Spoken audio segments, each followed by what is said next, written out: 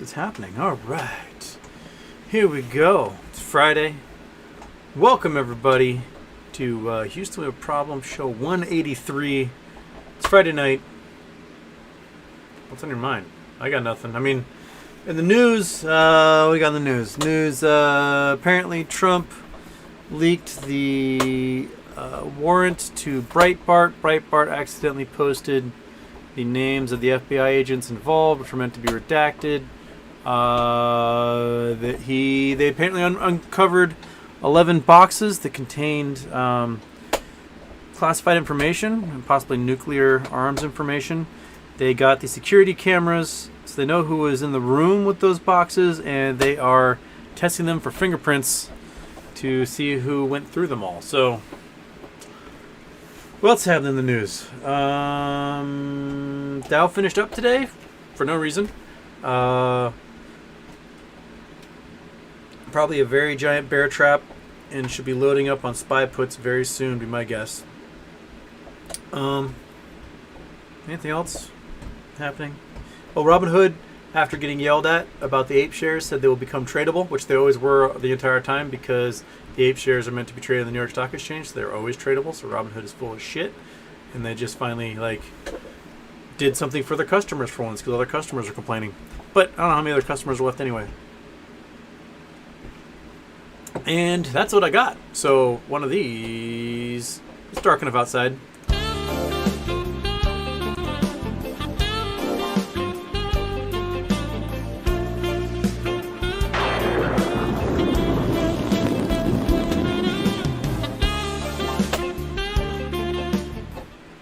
Woo! So, what are you crazy cats thinking about? Because I got nothing. Really, got nothing. Nothing to talk about, nothing to think about. Brain's empty, ready for stimulation. Well, Rose, you can't synthesize ape. I mean, I don't think you can. Lost Ways, you watched Prey? Yes, I watched Prey. I loved it. I thought it was fantastic.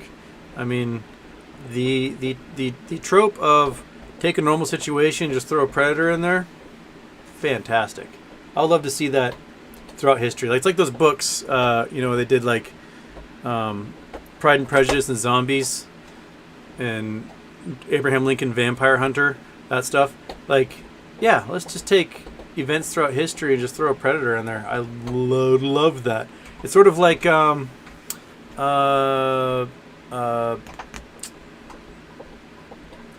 that show my nephews loved? Deadliest Warrior. Where you're like, who would win a fight, a Navy SEAL or a pirate? And then you go through all the different factors. Who would win a fight, a ninja or a Viking berserker? Well, who would win a fight? Napoleonic infantryman or a predator? Who would win in a fight? A samurai or a predator? Who would win in a fight? The Mongol hordes or a predator? I would love to see the predator versus all those things.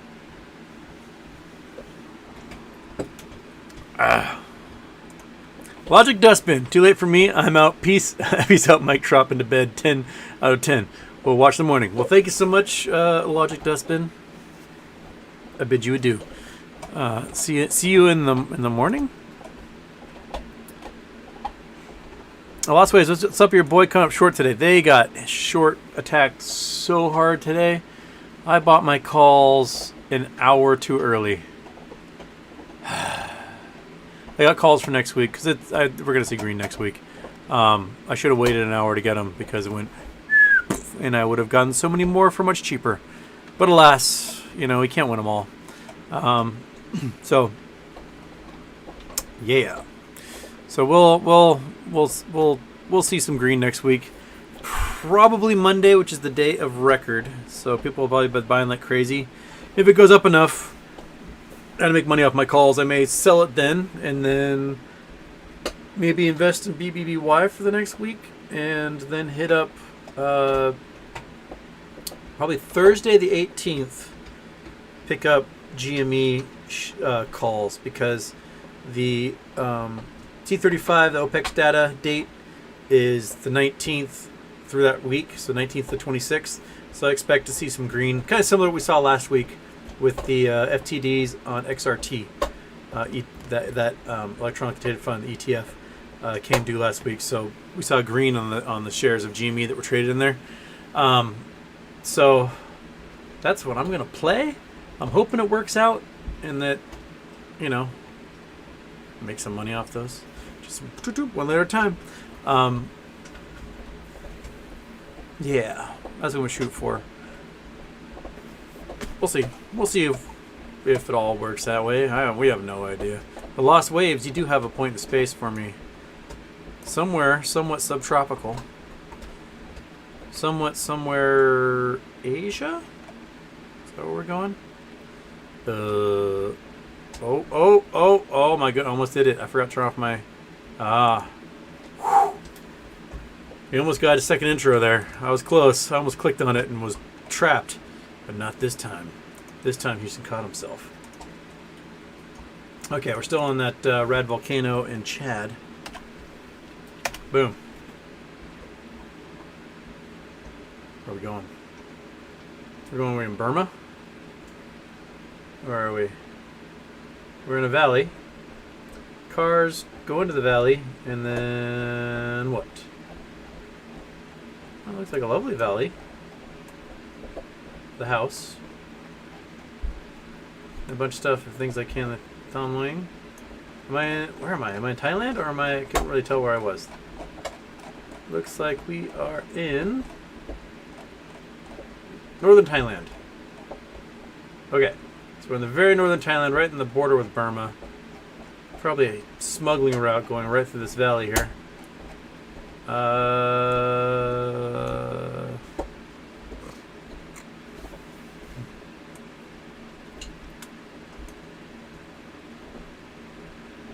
Tom Long. I don't know why I'm here. But, you know what? It's a lovely place. Morning cafe. Schools, mountains, Burma. There you go. Excellent. There we are. Alright. Lost Waves, who's your favorite? You heard UFC fighter, and why is it Nate Diaz? Sure. I don't know enough about UFC to have an opinion on anything. Other than the fact that I met Rampage Jackson once. My friend Ben fought in Japan before there was like a UFC. That's all I know. Alright. Houston, it is now a good time to average down on my non-AMC GME play and sell as soon as I'm back in the green, reinvest in AMC GME. Also, Marianne versus Ginger. Marianne all the way. You couldn't have a relationship with Ginger. It'd be impossible. Your non-AMC GME plays, are you talking like regular stock market plays or other meme stock plays? I don't know. I think regular plays, you may see some weird pushes still making things green, but ultimately that crap's gonna the bomb's gonna fall out come November. It's all a big false bubble.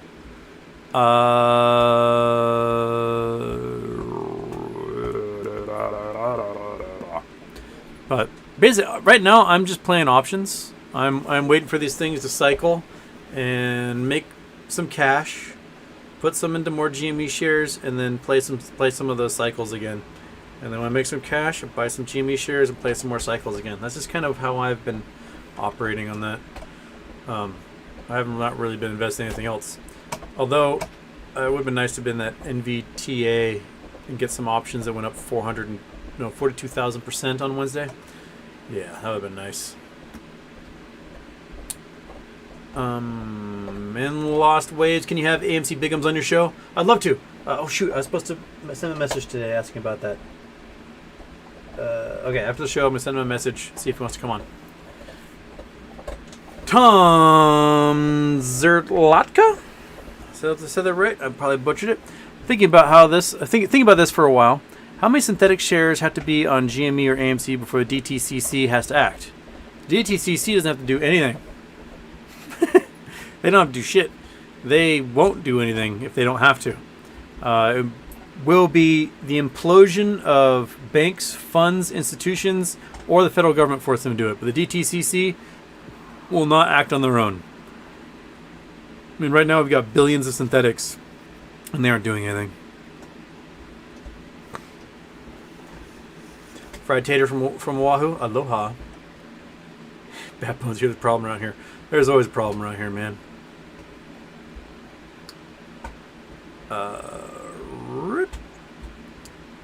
So Nick M. Houston. So if there is a 2 billion AMC shares owned and only 516 million ape, they come for following Monday. Shouldn't a lot of people not get ape or anything close to what they're supposed to get? That's how it should work. But as we've seen with BBBY and GME so far, they'll probably just, the broker will probably go, and just put some fake ones in your account, and then, you know, sternly chastise the hedge fund that created that naked. Be like, you better pay up, buddy, or else. And the hedge fund goes, and, you know, nothing happens. So, ideally, you would get nothing in your account. There would still be a weird kind of mark, like they owe you a share for this account. And then 90 days later, people get liquidated. We'll see if that's the case. But I think it's interesting that Tesla's about to do the same thing again, do a 3-for-1 or 4-for-1. I remember how much they settled on. They're going to do split via dividend as well.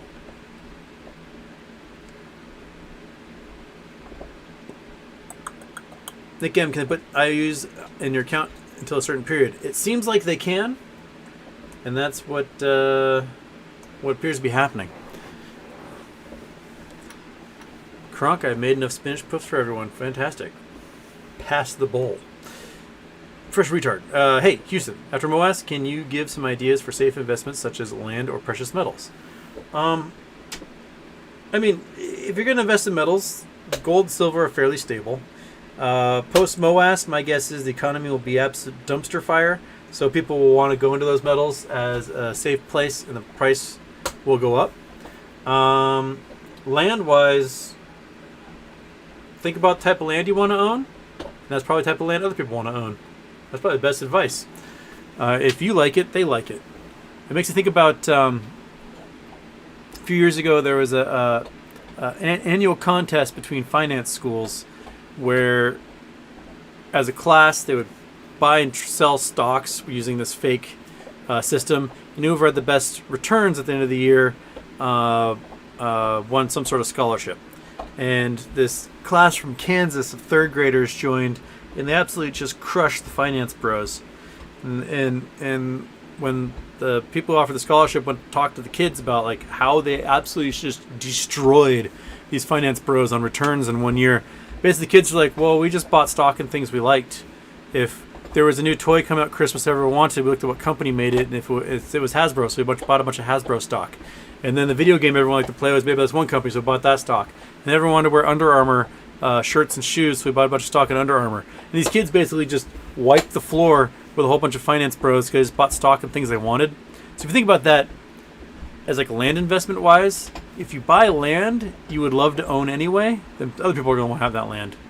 So that's probably the best way to invest in land. If you buy some like piece of desert that's 6 miles from a dirt road in the middle of Nevada, no one wants that. Right? You're in the middle of nowhere. There's no utilities. There's no road. There's no water. There's no shade. Why would you invest in that if you weren't there for, like, I don't know, get minerals or something? So focus on land that you'd want, and then other people would also want that land, and the price will eventually. Justin Kappa TV, Houston. Crazy question. If the entire GME float is locked, do you think for those of us that have not DRS'd or unable to, that brokers could sell our shares without permission? Thanks.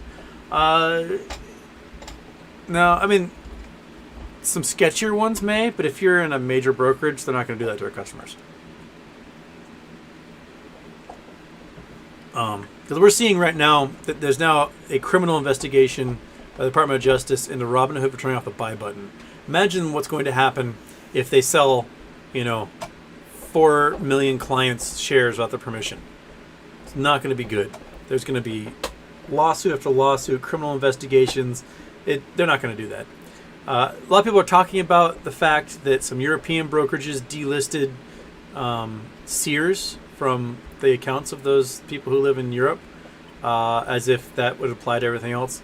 But I mean, I had penny stocks that I was trading years ago that I forgot about because, well, they're becoming, and trying to sell them would cost me more in commission than just not selling them. And eventually my broker just closed my account, closed those things out. They're like, oh, these things don't exist anymore. Here's $5. That's different than if a stock is squeezing through the roof and they sell it from under you at a price you don't agree to. They're not going to do that. Kronk, if you could choose only one meme stock, which would it be? GameStop. That one. Yep. Rocket Mang when AMC fall. Probably starting on the 22nd. Getting some calls for GME that week and some puts for AMC might be what I do to ride those cycles, because they're going to be right opposite of each other at the moment. In case Chat, we need a Houston Twilight Zone intro. All right, I'll talk to Scott about that. Scott, if you're in here, I need a Houston Twilight Zone intro. He's probably not in here. He's filming a pilot for a sitcom tomorrow. Our boy Scott is graduating to doing a pretty awesome show. So I'm pretty stoked for him. He's excited.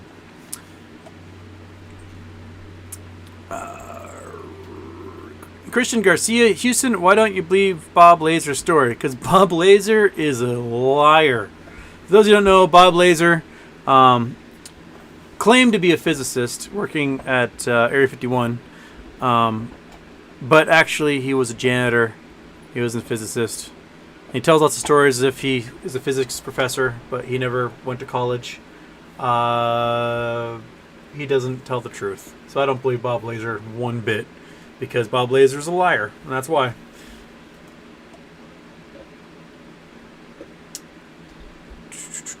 Emerald Nutmeg, haven't seen you in here in a while. Hello.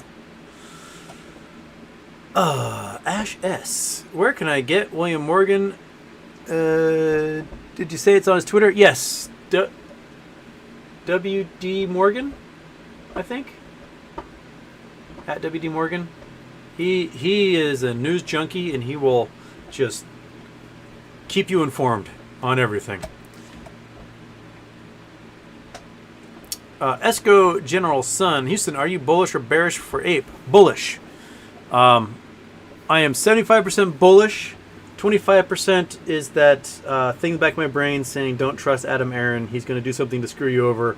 And that part of me I cannot ignore, but I'm trying to trust the 75% as a hopium kind of survival instinct.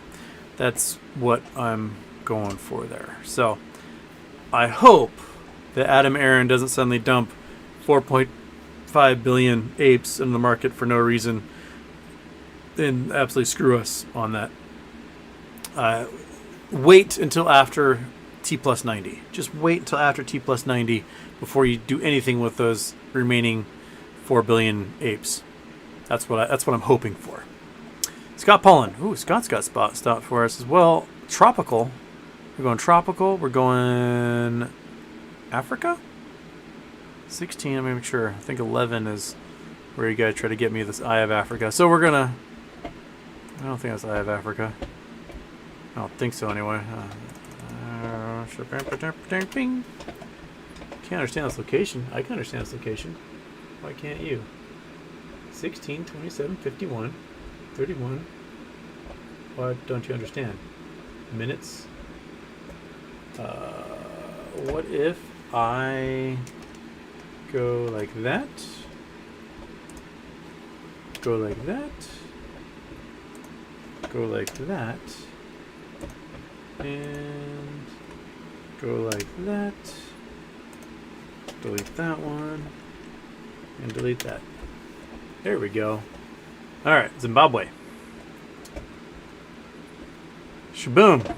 We are inside what looks like another volcanic caldera. Where are we here? We're in Zimbabwe. We are in a mountain range. We are... that's a big linear escarpment right there. Mount Darwin. Goi Bays of Botswana. There's the big salt flat. There's the Oregon... Can't remember that. Big Inland Delta. But we are in Zimbabwe. Looks like maybe some mining operations here. I don't know what I'm looking at though. Looks like a caldera de volcano, perhaps.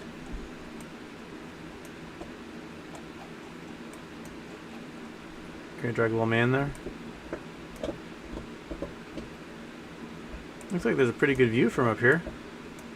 That's about it. You guys are sending me out to places and there's like nothing to look at here. That's the theme of the night. Friday nights in Houston and wild goose chases around the globe. Jimmy D, Mongol Horde, hands down. Yes, I was in a band called the Mongol Hordes. All of our lyrics were the letters that the Khans would send ahead of their armies to basically threaten / warn a society that they're about to get just ransacked. And some of them were just beautiful. What was the one that Kamal Khan...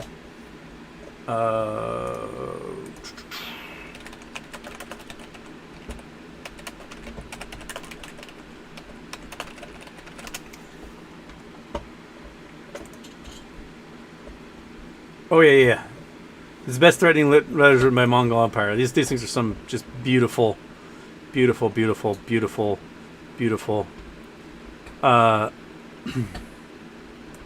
one's from Hulegu Khan. That's who it was. To Baghdad, around 1258. Previously, we've advised you, and we do so again. Refrain from rancor and obstinacy. Do not attempt what you cannot do, nor ignore what is manifest, for you will be sorry. When I lead my army against Baghdad in fury, whether you hide in the heavens or on earth, I will bring you down from the spinning spheres. I will toss you in the air like a lion. I will leave no one alive in your realm. I will burn your city and your lands. If you wish to spare yourself and your venerable family, listen to my advice with an ear of intelligence. If you do not, you will see what God hath willed. And the Baghdadis went, oh, you silly men. And then the Khans sieged the city, killed 1 million people, all their animals, cats, dogs, rats, whatever, and stacked their skulls into a pyramid that was hundreds of feet high. And it took hundreds of years for Baghdad to be settled again. So when the Khan sent you a letter, you listened to it. Yeah. I mean, the Khans would have made their way in North Africa had Genghis not died, and then Hulegu and Kublai Khan raced back to Mongolia trying to claim the throne. Otherwise, they would just storm right into Cairo, and no one would have been prepared. But by the time Kublai Khan claimed the throne, and Hulegu came back to be like, all right, fine, we'll cross the Sinai and we'll go attack Cairo, it was too late.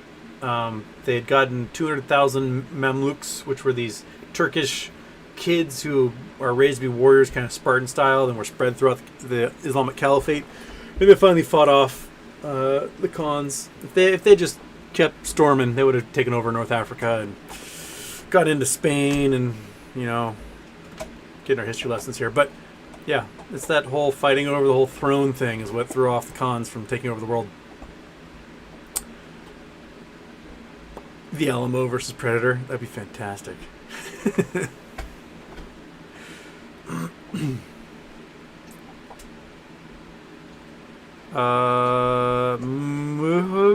Spy 418's gonna print dead. Well, what spies 418s? If you got Spy 418s, are they calls or are they puts? If they're calls, they're in the money right now. If they're puts, you may have to wait weeks or till November for them to really trigger for you. Genghis Khan would extend his progeny to a new alien race. That's true. My name is Predator Khan. I'm related to 200 million other predators.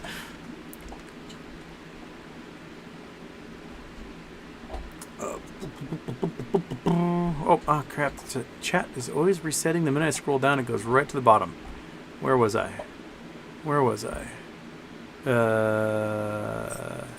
Houston, is ape good for AMC investors? A lot of conflicting opinions out there.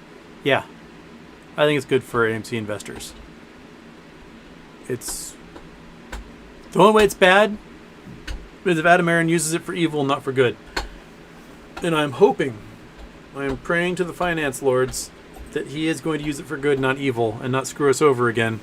But again, there's that little voice. It's like, Adam Aaron screws investors over constantly, and he benefits all his friends and golf buddies. I'm trying to ignore that one and just hope that he's learned his lesson. But, like Martin Shkreli, tiger can't change the stripes, man. You guys saw Martin Shkreli rug pulled everyone on his crypto coin today? He owned 90% of them in his own account and sold them all and walked. And everyone who had invested in his crypto coin has got nothing now. Classic Martin Shkreli. That dude is, Scorpion the Frog. It's in his nature. Houston, Marianne, or Mrs. Howell. Well, they call her Make Your Howl for nothing. All right. They don't call her Make Your Howl for nothing. The black undershirt's better look.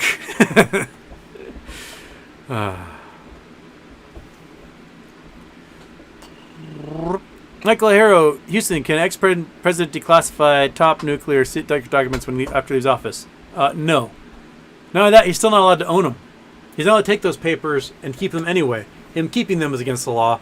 The only way a president can remove papers if it's under the purview of the National Archives. So when President Obama left the White House, he set up with the National Archives to take 33 million declassified documents, which they kept. And when the Obama library is built, it'll be housed there, and the Obama White House will be under the purview of the National Archives and will be managed by them.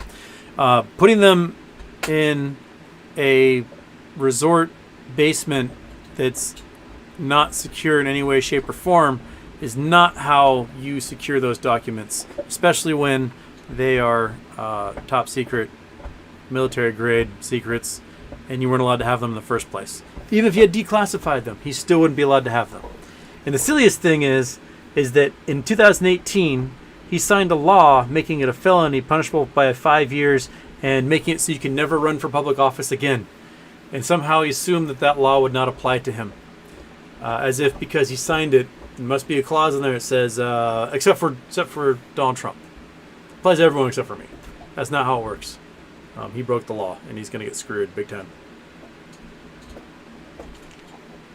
Sounds like they have witnesses, fingerprints, and video evidence, and they're going to know who is touching that stuff. And if some of the people that touch that stuff aren't American citizens, then under the Espionage Act, and depending on what's in that material, this type of stuff the Rosenbergs were put to death for. So, oops. Yeah. Scott Pollan. Houston, Michael, a lot of nuclear stuff needs to be declassified by the Atomic Energy Commission, and presidents have very little say over it. Don goofed. Yeah, Don goofed. Don made a boo-boo.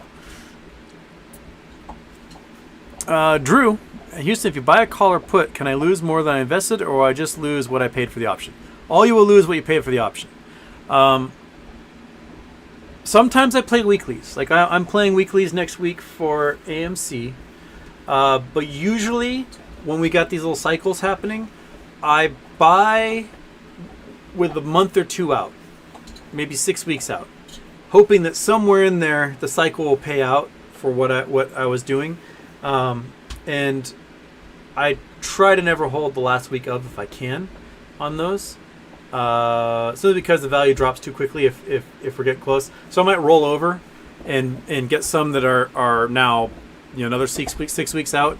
And if you've got weeklies and you're playing those weeklies past Tuesday, big cojones or stupid brains. Because if you're playing weeklies, you're playing for gamma, and that gamma is Monday, Tuesday. If you're lucky, it's so huge it goes Wednesday, Thursday, Friday. But because the time is so short on them, the value just drops out of them if it isn't close to being in the money, or well past it, I should say. And so I usually, if I've got weeklies, I try to get, if nothing's happening Monday, I'll get rid of them on that Monday, because then nothing's gonna happen on Tuesday, and I'll do a different play, and I'll keep my losses to a minimum. But if you hold to the end of the week, 9 times, 15 times out of 20, 99 times out of 100, you lost. Your broker, if you're lucky, will sell them for 2 cents at noon, the day they're supposed to expire, and then that's it. They're cheap for a reason, because the odds of them going in the money have slimmed. And usually I miss really, really, really big plays on options, because the minute I'm making good profit, I sell them and then do another play. Because if you wait too long, then the play is over and drops right back again. You missed your window. So might as well get green while you can.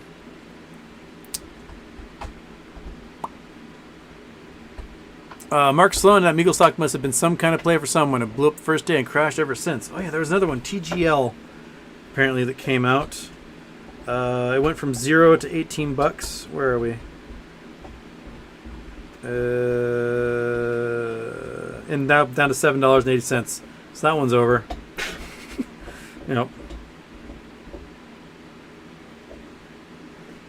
But yeah. Oh, from 0 to $18, made some cash, and then they're done.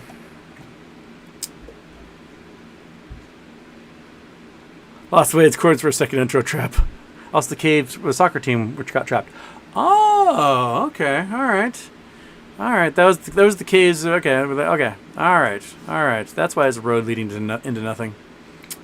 In news on BBBY, all I know is that there was a lawsuit that apparently might have been the reason why because it was insiders suing insiders, so they stopped trading, and that might have been the reason why, but they have not resumed trading yet, so the lawsuit got tossed, or they dismissed, or whatever. Kevin Vargas, any idea why Jackson Hunter's channel is deleted? It sounds like somebody hacked Jackson's email, because Instagram, his Facebook, and his YouTube all got deleted. So I think a hedgy hack hacked his social media and may have posted hateful things or something to cause them to trigger deletion. It's really brutal. It's brutal. That's that man's living, man. He does his finance videos, but like, he's a musician, and having people watch his music videos and having access to his tour dates and all that stuff is very important to making his living. So whoever did it was out for blood, and I wouldn't doubt if they've tried hacking mine or anyone else's emails to be able to get access to all of our social media. I use a secret email for my social media pages, one that I don't use for anything else. So hopefully no one finds out what that one is. Not my regular name at Gmail. I don't use that one as my login or associated with any of those accounts. So yeah, that was one thing that I did to keep from having perhaps those hedge fund trash try to do something similar to me.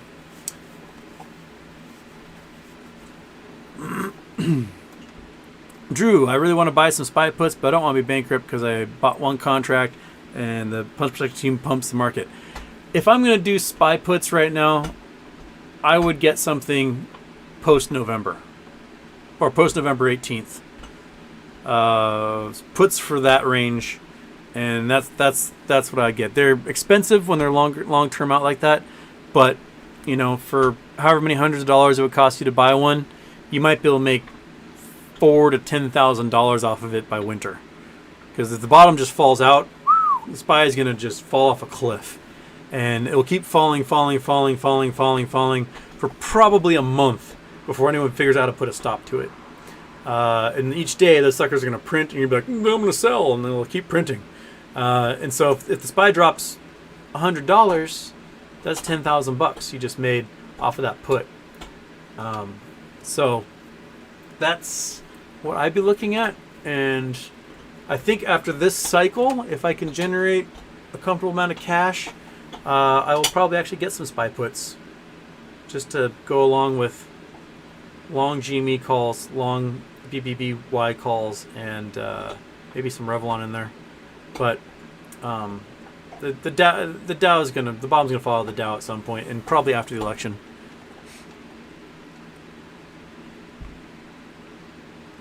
Striking Viking Houston, what's the best umpire story from your playing days? Oh man. Okay. I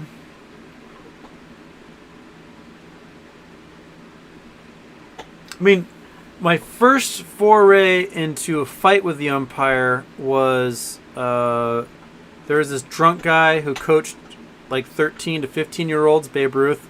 He was just an asshole. He didn't be my coach for 2 years. He was just an asshole, just a drunk asshole. But he'd just show up to like kids' baseball games, and then he didn't even have kids in the games or play. He wasn't coaching the teams, and he would just pick a fight with the umpire out of nowhere, just come onto the field, screaming and yelling at the ump what a bum he was, and throwing beer cans and stuff. And it was one of my first fist fights I saw, were that dude showing up to one of my Little League games. So it was a bunch of like 11-year-olds, and this drunk, gray-haired man with a cigarette ding out of his mouth threw a beer can at the ump and picked a fight. And it was cops. I saw that guy get arrested like 3 times in my games, and parents still let him coach their kids. He was just an abusive monster, absolute terrible human being. He when Adam for a coach when I was 13 and 14 on this Babe Ruth team. He never let me play at all. I would sit like the entire game and never get put out there to play ever. He just wouldn't play me. And I went on, had an illustrious high school, college career, played my meager season of somewhat professional ball in Europe, and I came back and I was playing in the first year of the Old Timers charity game. The first time we had it, we wore like uniforms from the 30s and stuff, and I was fresh off a college season, so my arm was fantastic and in great shape, and so I was pitching batting practice like every day for these guys, because the only person who could throw 100 pitches in a row and not fall apart, because a lot of these guys hadn't played in 20 years. And old piece of shit, evil, abusive coach, he comes to the batter's box, and I'm just throwing fastballs so he can hit him, and he's telling me what a miserable sack of shit I am and how terrible I am and how he's good to never play me because I can't pitch for shit. And I was like, all right, Walt, I'll tell you what, I'm going to pitch at you, and if you get a hit in the next, 30 pitches, I'll give you $100. And he was like, oh, you smug son of a bitch. That's the reason why I didn't play. I struck him out like 13 times in a row. I don't think he even got a foul tip. And I was like, buddy, I've been playing D1. Like, you didn't even graduate high school. So you were never the hot shit at all, ever. Even when I was 13, you weren't the hot shit. I was still probably a better baseball player than you. He never came back. He never played in the Old Timers game. Never came to another batting practice again. That was it. That was like the last I saw of him. Anyway, we're talking about umpire stories. Let's see here. Well, let's see here. There was, what was that? Was that Olympic College? Where have we been playing? I've been Tri-Cities at Columbia Valley College. They have a really nice field at Columbia Valley College, by the way. An ump, or I should say a field ref, not an ump, because ump's the one behind the plate. An ump was not paying attention like he should have been. He was watching a base runner, and when the ball was hit, it was smoked foul down the left field line and hit him like right in the kidney. And the dude immediately just started puking blood. That was pretty gnarly. Always pay attention to the hitter. I mean, maybe have one eye on the. But always pay attention to the ball. That's a lesson that you have to learn the hard way sometimes. But he was like focused on a base runner and or something. He was not looking at the hitter. That was gnarly. But I never there was always suspect calls when you're pitching. You're like, well, that thing was right down the middle of the plate, buddy. Like, why didn't you call that? And there are other times though where I might have gotten a pitch right down the middle of the plate and they called it a ball, and I was like, what the hell? And the next time I threw a pitch to make up for it that was even close to the plate, the ump would ring the dude up. I'm like, all right, well, maybe you are blind. I don't know. But I think they were like, oh, probably shouldn't have called that one a ball. And so they just gave me a free one. umps are people. I never really felt like any of them hated my guts or anything. I was a knuckleball pitcher in the first place. They thought I was just weird and annoying to begin with. But I never really got like some of the kids, men, whatever age they were, who are a little more fiery and angry. Like it would feel like an ump, like, you know what, you're never gonna get a ball across this plate ever again, and I'm gonna make sure that you don't last another inning. They have to come out and call the bullpen, and they would do that. Someone was just being a dick to them. They'd be like, ball, ball, ball. You just walk the bases full, bud. And the coach had to come out, call someone in, and then the ump would start calling strikes again. Okay, where are we? Just in my head. If found guilty of espionage, what's the harshest realistic consequence, I think is what I say, Trump can face before we see 1/6 level violence in every city? I don't think we'll ever see 1/6 level violence in every city. We might see lone wolf attacks like that weirdo who tried to storm the FBI in Cincinnati. We'll probably see things like that because those dudes are... But most of the people who organize things like 1/6, they're all going to prison, so the leadership structure is pretty much eviscerated. And I don't think anyone else has the actual balls to do it, personally. They're going to see what Trump took, and it's going to be all... Like, even Fox News isn't going to be able to explain this away. I mean, already they've gone from... They framed him to... why did it take so long for them to act on this? To... Trump said he declassified all this stuff, so it's fine. To... You know, other people were taking documents. They went from he didn't do it to he did it. Now it's he did it, so what? And that's the progression that they've taken in 24 hours, so or 48 hours. So Trump, if found guilty, he can never run for office again, and he faces 5 years in prison and a huge financial fine. If it happened to be nuclear material, and that nuclear material was perhaps shared with foreigners, that's the type of stuff that got the Rosenbergs executed. You don't do that. You don't you don't sell nuclear secrets to foreigners. And the fact that Jared Kushner got $2 billion from the Saudi Sovereign Wealth Fund after the folks who do a good faith effort and doing the background checks said don't invest in this, means they must have gotten something. They want to build a reactor. They want to build a reactor that pumps out enriched material, and they've been looking for somebody with expertise to do that. And they may have gotten at least the paperwork from someone in the White House to get that done. That's me speculating, but come on, nothing Trump does he does through altruism. He wants cold hard cash out of the deal. Everything he does, he wants money for it. He sees everything as an opportunity to earn some. So hopefully, I do have a lot of people that read a lot of conspiracy websites, and not much you can do about those folks. They're a lost cause at this point. Okay.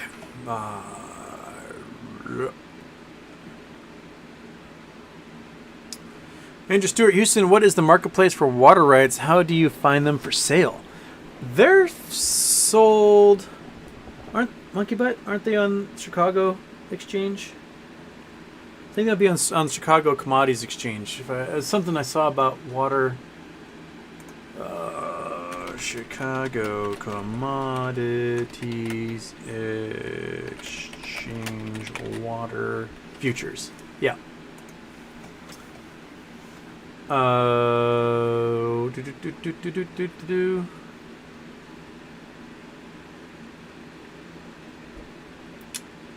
Yes, so NASDAQ has California Water Index futures, and Chicago Mercantile Exchange has water futures as well.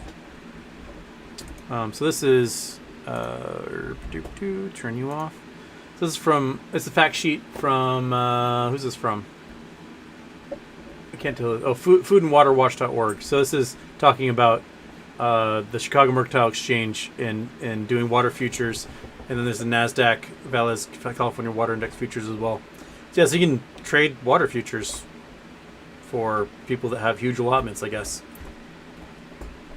So look for those. I lost where I was on this. Okay, there it was. Andrew Stewart. Kevin Turner. I have a cabin in the mountains of western North Carolina. I have read asbestos in the rocks. How do you tell if you have an outcrop of asbestos rock? Well, it'd be in a mineral called serpentine, and there's serpentine and there's serpentinite. Serpentinite is like soapstone. It does have asbestos qualities to it, but it's not the kind that will get inside your lungs. Serpentine is a mineral, and if you find it, it curls in on itself, so it makes this like little curly hook thing, and it's a fractal, so it curls tighter and tighter and tighter and tighter. So what happens when you get mesothelioma is that asbestos molecule breaks off, and it's like a barb, and it hooks into your bronchi and your lung, and it will never leave. So those guys get mesothelioma, basically their bronchi fill up with these tiny little asbestos serpentine barbs. Let's see if we can find a picture of one.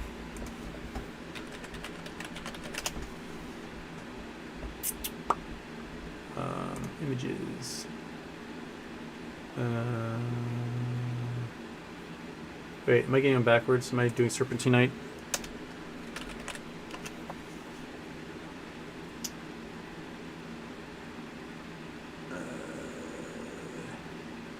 Did I get serpentine backwards? Sorry. Oh.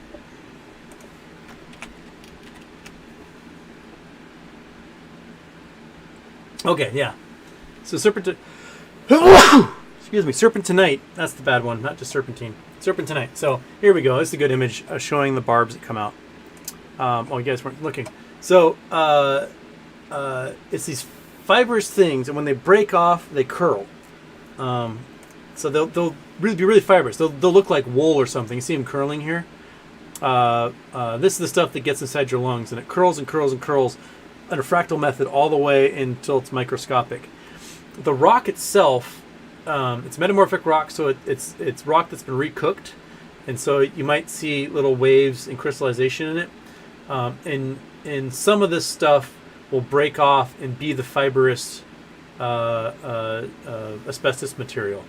It's greenish in color. The stuff that breaks off will look in like blocks like this, like it's really lined up and kind of straight, like it's been organized. That's what to look out for. That's the stuff you don't want to see or be near or lick or touch or handle or breathe in, because it will get you, and then you have to call that mesothelioma number that they're always advertising on TV. Here we go. So it looks like it comes in bands like this. I've never come across it in the wild. There's apparently a community in the North Cascades here in Washington where there was an outcrop that had a landslide and put so much asbestos into the air that basically evacuated the town. No one's been back since. That was like 20, 30 years ago. But yeah, so here's a serpentinite asbestos vein. So you'll see little veins like this where everything's lined up kind of perpendicular to the vein. That's how it forms. So watch out for those guys. There's one that's a fold. So it goes one direction and folds back the other way. That's kind of cool. So look for these veins. Look for those. And that's what you want. And don't breathe it. Or lick it or eat it or anything else. Noted? Cool. All right.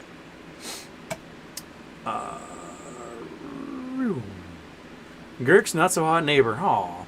Houston, any word on Sears offering a dividend for the buildings they own? Apparently they came to a settlement of some kind with Lampert, and that signals the closing stages of their banker, and the camera froze. Son of a biscuit. Dude, what's...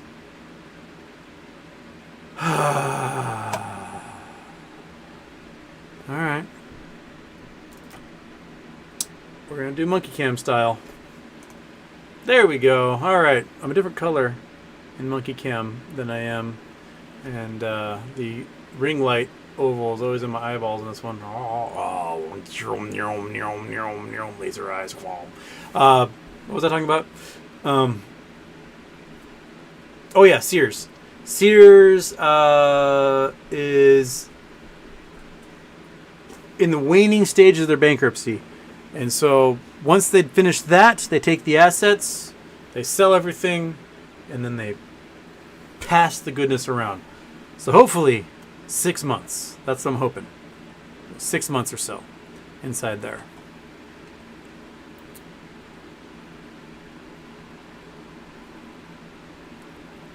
Joss Le Chasseur, am I saying that right? Le Chasseur? Le Chasseur? HW, can you talk about the DTCC and their move to have the ape shares filed through market makers, thus allowing them to print synthetics? I had not heard that they were going to file them through market makers. So that's the loophole they're going for this time. Did AMC say, hey, file through market makers? If they didn't, they might be in violation of their contract with AMC. So, yeah. I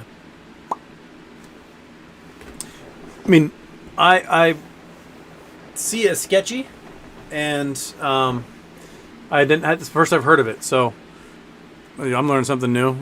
If someone's got documentation on that, I'd love to see it because I haven't heard of that. SJ donating for new camera fund. Hi, Monkey Cam, which seems to be a superior cam to the expensive Elgato cam. And for some reason, it shows up high resolution, and I don't know why. Maybe I should just get a second Monkey Cam and use that, and then the Elgato cam can just eat it. Okay. All right.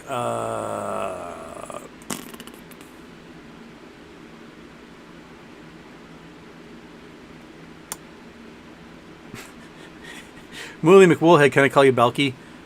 Sure, I love Balky Bartakamus. He was my hero as a child. He and Mr. T, those are my two heroes as a child. I wanted to be both of them at the same time. I wanted Mr. T Bartakamus. Balky Bartakamus. That'd be great. Mr. Balky T. When I was like 3.5, I went for my first haircut at an actual barber without my mom just like cutting my hair. So I sit in the barber stool, and the barber's like, what would you like, little man? I was like, I want a mohawk like Mr. T. Mom's like, no, absolutely not.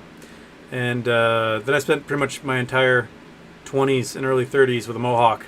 And my mom was like, I should just let you get it out of your system when you were 3, rather than spending so much of your time as an adult with a mohawk. That was a mistake on my part. But yeah, I wanted to be Mr. T and Balky Bartakamus simultaneously. Crazy shirts, mohawk, let's do it.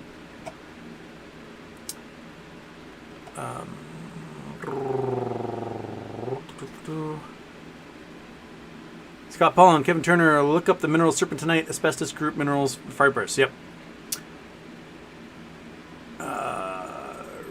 Guy Mandude. Disagree with you on Bob Lazar. Give me a source about him being a fake. All right.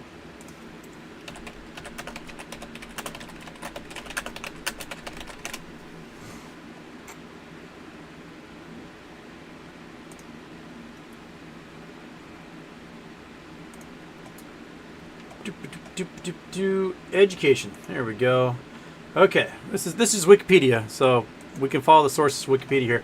Bob Lazar claims to be a physicist and to have worked in the capacity during his tenure at the Los Alamos Mason Physics Facility. This assertion was echoed by a local journalist who interviewed Lazar about his interest in jet-powered cars in 1982. Some media outlets have since dubbed him a physicist. Inquiry into Lazar's position in the faculty, however, revealed his role to have been a technician for a contracting firm, and he neither worked as a physicist or for Los Alamos. As such, the laboratory has no record of Lazar, who Porthero states was, in short, a rather minor player. The Sony and various mainstream news outlets have stated that his physicist destination is self-proclaimed. Since 1989, Lazar has achieved public notoriety at Area 51, blah, blah, blah, blah.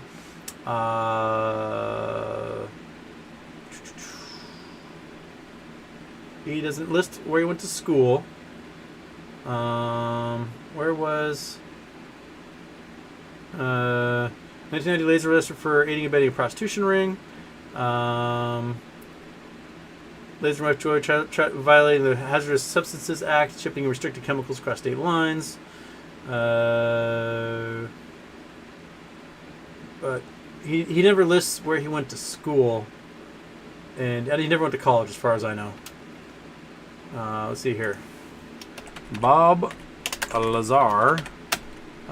college. Pierce College. So Bob Lazar went to Pierce College, which is a community college, I believe. Yep, community college. Only did 2-year degrees. Yeah. That's not...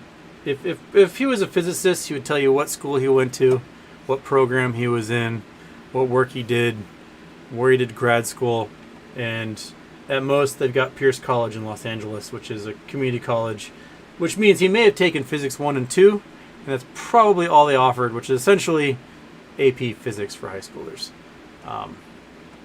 Yeah. Bob's a liar.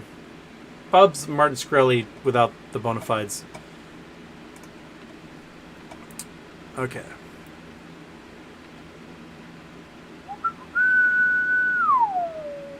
Iggy the Moan, William Morgan is W.D. Morgan 2. That's what it was. W.D. Morgan 2. That's important. Thank you. Thank you, Iggy. Guitar Stuff, Houston. Took my kids to Lava Butte and Newberry Volcano this week. Got a good laugh when my 8-year-old, who is read up on geology, kept talking about lava buttes instead of buttes. Yeah. Good old lava buttes. Excellent. No, so you went to Oregon. Awesome. There's some cool volcanoes. Oh, I'm the wrong one. I did it again. That's where we went last week. Oh, wrong one again. Scene. There we go. Google Earth. Zoom out. Leaving Africa. We're going to go fly across the several oceans and go into Oregon. This is where Crack in the Ground is, in Christmas Valley, that whole area. Riley, Christmas Valley. Here we go. So we've got several volcanic shields, these flood basalts here that filled in the area, and a couple other spots. Where's the Newberry exactly? Newberry, no, here we go. That's where I want to go. There it is. South of Bend. So this is a huge caldera, where these lakes are, and a whole bunch of volcanic artifacts rolling. It's really cool, very cool spot. You see cinder cones. You got this big caldera and these volcanic lakes that are filled in the caldera now. I highly recommend it. No, it wasn't a designated monument until 1990. How about that? All right. It does have a crazy lava tube. I haven't been in the lava tube. I should go do that. But and the cool obsidian flow. You get some crazy obsidian out here. I have a piece of obsidian from south of here. Go near Summer Lake. Here in the mountain, up in this region above Summer Lake, you get some really cool obsidian. And I've got a block that is that big. I mean, I could go get it right now, and I know that by the time I bring it up here, I will have cut the shit out of myself. It's downstairs. We'll do it another day. But it's like, it's that big, taken from this area, just south of there. Lots of obsidian to be found in this area. It's really cool. There's pieces that are, 1,000 pounds that I can't move, but would look really cool in my yard. Chakuseki, hopefully TGL rockets again like HKD. Can you discuss the Fermi paradox and great filters? Maybe hit on cache div classification. We're talking about alien stuff now? I gotta go about aliens? Okay. Let's see here.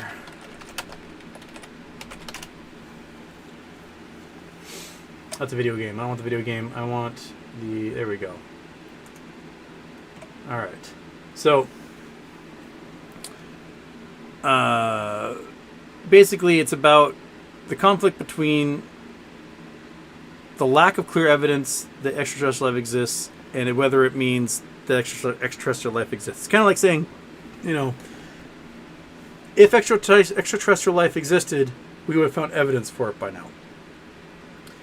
But at the same time, like, I can climb the top of a mountain and go looking for lobsters, and if I don't find any lobsters at the top of the mountain, I can say, clearly there are no lobsters that exist. But I was looking in the wrong spot.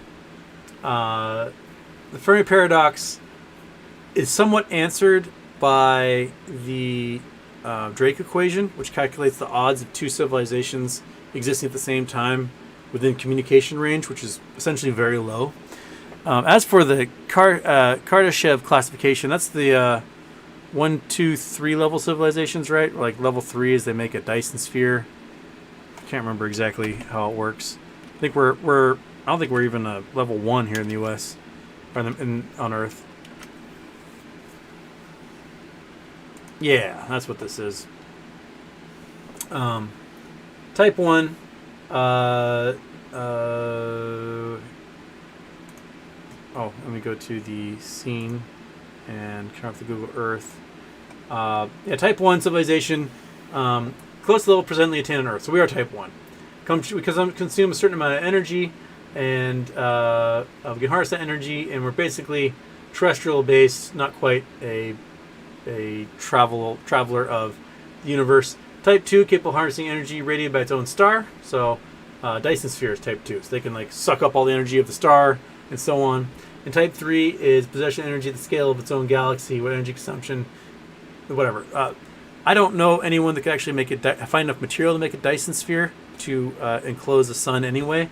So the assumptions of Type 1, Type 2, Type 3 would be assuming that somehow a civilization could obtain enough material to enclose its own star.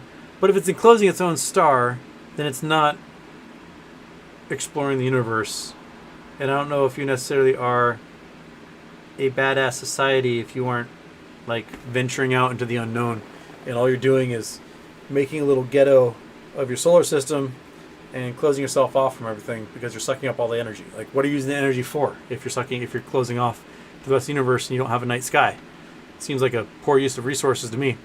And then if you're closing off an entire galaxy, there's enough material in the galaxy to do that. So I always thought the scale was weird. Like, you can be between Type 1 and Type 2 and be as advanced as anything in the universe, I think. And getting to Type 2, Type 3 is useless in the end, I believe. I don't know if that really answered what you want me to talk about, but I hit the wrong one again. So it's Frozen Houston making a face. Go back to Monkey Large. Look at the color difference is crazy between me and me. Like, I'll admit the Igato, the yellows are more vibrant. The color's more vibrant than the muted tones of the Monkey Cam. Monkey Cam does not have the same color richness. A little more grayed out, to be honest.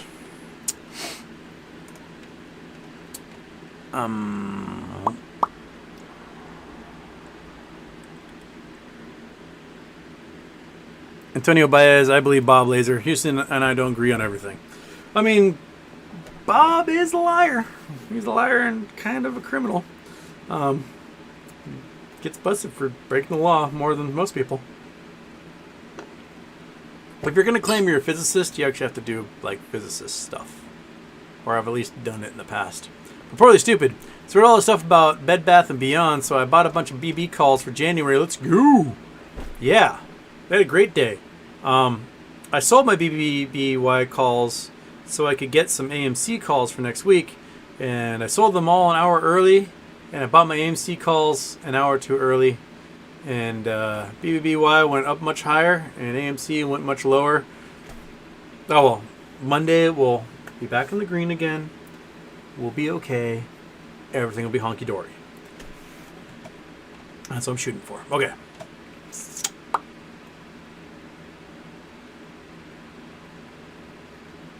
Hoshi Gaming could Fidelity sell my shares if my bank asked them to. I couldn't pay my credit card and it has me paranoid. No, they cannot. They would have to take you to court and get some sort of crazy order, and it's going to cost way too much money for them to do that. So if you do get taken to court, and I'm not a lawyer at all, I can just tell you that if you get taken to court over unpaid bills, and it happens to be something other than like for a car or a home mortgage, it's likely they won't be able to produce a promissory note of any kind. So you go to court and you say, hey, Your Honor, do they have a promissory note? Because the person who usually comes after you is going to be some sort of creditor, credit collector, debt collector, and they bought your debt for cheap, and they're not taking you to court for it, and they don't get all the paperwork because who knows the paperwork. So just be like, hey, is there a promissory note for this uncollateralized debt? And do you have, say, my signature on something? And then you go, no. Cool, Your Honor, I move to dismiss with prejudice. And the court should toss that sucker. Because they have to be able to sue you for that stuff. They have to have that promissory note, something your signature. And oftentimes those debt collector guys, they don't get it in the paperwork when they buy the stuff wholesale at auction from whoever, you didn't pay a credit card for. So that's what I say. Andrew Stewart gave me some chords here. Engineering is cool. Control C. Shabam.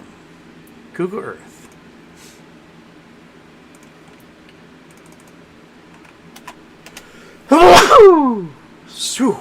Sneezing. All right, Scotland. We are. Ooh, what are you? What are you? Is this a lock system? What is this? The Falkirk Wheel. Falkirk Wheel, what are you? What the heck is this? You guys can't see what I'm looking at here. It's rotating boat lift in Tamafor, Falkirk, central Scotland, connecting the Forth and Clyde Canal with the Union Canal. It reconnects the two canals for the first time since the 1930s. It opened in 2002 as part of the Millennium Link project. What? Raises the boat 24 meters in the air and puts them onto second. Oh, so there's another canal right there. So it lifts them up. So there probably used to be a lock in the 1930s that would time lapse from inside a boat. Show me. Show me. Bam. So it goes in and stops. What we got?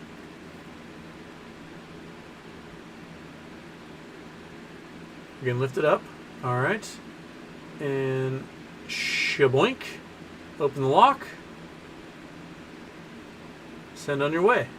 Well, that's rad.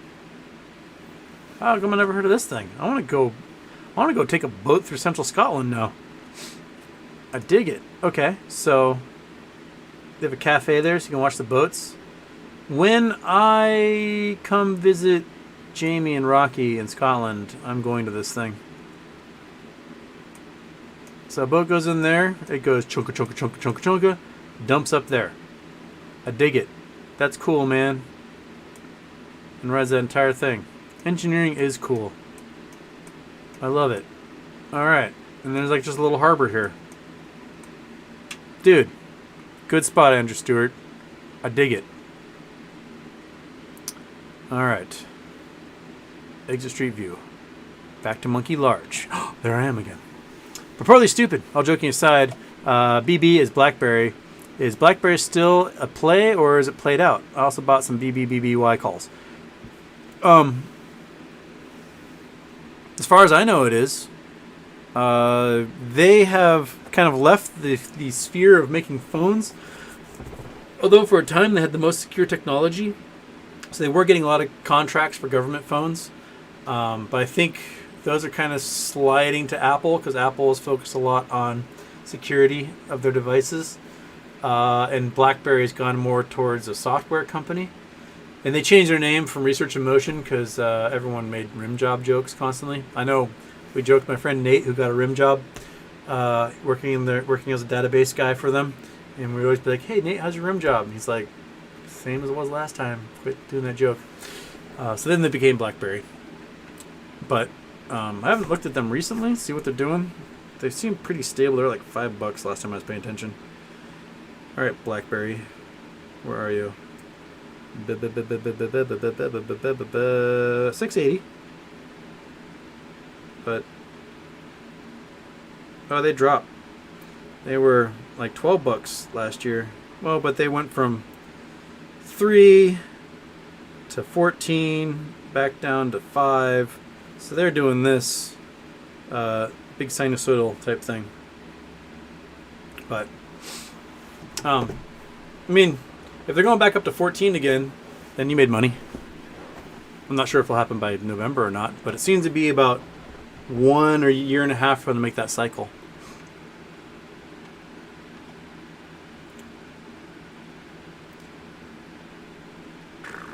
Bex, hey Houston, happy birthday. Ape shares drop the price of AMC. Cheap shares get bought to cover, and no one else wants Ape novelty shares. Price tanks. That's what I see anyways. Well, price tanks only if people sell their shares. But people aren't going to, if the price of the shares goes from $24 to $20 or whatever, they're not going to sell. They're going to wait for it to go back to $24 again, right? They're going to see that it's not worth them selling it. So you can't buy it for cheap if people aren't selling. All they're doing is just buying more synthetics, which doesn't necessarily do what they want to do. If they have to make more synthetics to get those synthetics, then they're just treading water, which is what they've been doing the entire time. Melissa says hi. Hi, Melissa. David Dixon. If theoretically Ape shares derive their value from AMC shares, would that mean shorters could start short at 25-ish and make $12 per share immediately on the day they become tradable?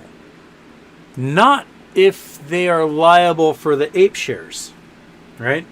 Because that value is still in the Ape shares. So if the Ape shares are worth that difference, then they're still short that amount.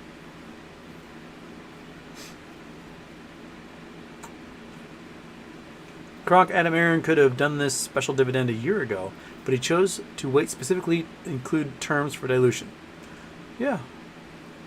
Ms. Kravitz, hi Houston, great show. Did you get your dad's plums? I got like 3 of them. Only 20 plums grew on my dad's tree this year. Really sad.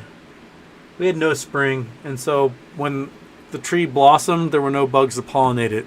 So seriously, there was like 20 whole plums on the whole tree. Normally, come like middle of July, the tree is weighted down to the ground, and plums are just, there's so many of them. The tree was totally fine this year. It wasn't weighted down at all. There's 20 of them, and that was it. The 3 I got to eat were absolutely heavenly, but you know, I did not gorge myself on them in any way, shape, or form.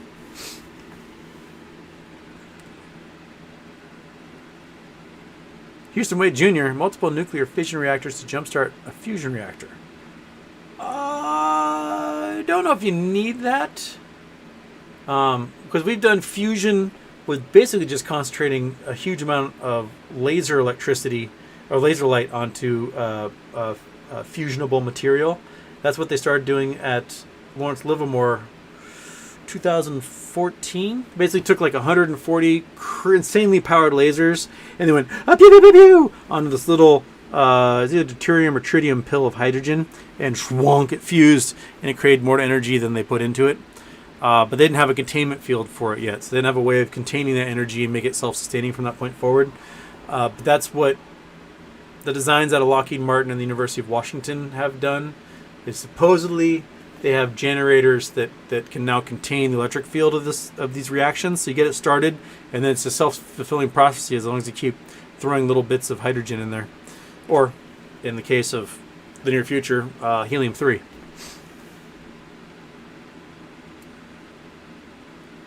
Meat Stub. Houston looking for a good solo camping spot in the Pacific Northwest within 2-3 hours of Tacoma. What do you suggest? Well, man, there's lots of cool spots you can go. Depends on how rugged you want to be. Let's go. Let's go like this. Tacoma.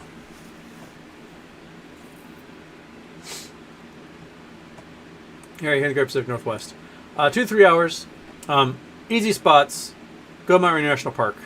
There are lots of beautiful places to hike to in Mount Rainier. I can't remember the name of any specific towns, but that's probably closest to you. To get good spots in there. If you ever find yourself with permission to go to the enchantments, which is up Highway 97. Is that 97? Yeah. So this is Ingalls Creek here. And the enchantments are this series of alpine lakes that are up on top of this ridge here. And they are absolutely beautiful. There's a whole series of these gorgeous lakes up here. And you need to get, you have to put your name in for a lottery to be allowed to go up here. And you'll get a certain date when you're allowed to go. I have some friends that just finished their hiking trip up through these mountains and camping. And it's just beautiful and glorious.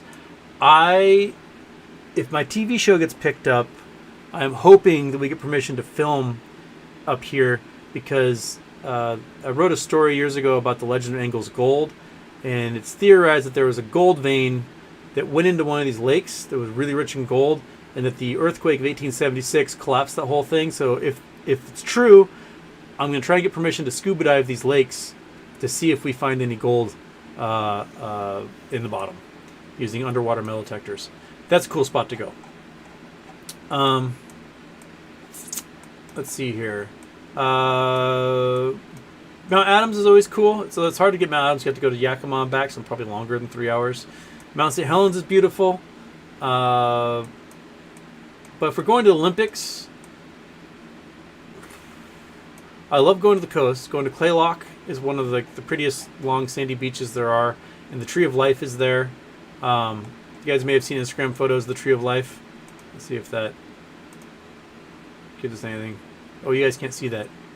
It's a tree that basically, if I turn off Google Earth for a second, and I go to there, I go Tree of Life, Claylock, Washington. You guys have probably seen like Instagram models next to this thing before. Images. It's this tree that's like clinging between these two kind of lithified sand dunes that are being eaten away and eroded, and it's just hanging on and living its best bonsai life. It's kind of famous.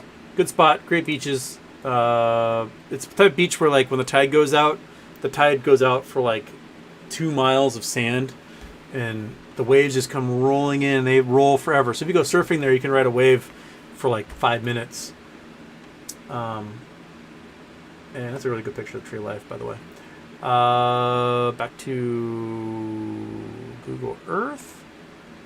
I have enjoyed, I like hot springs.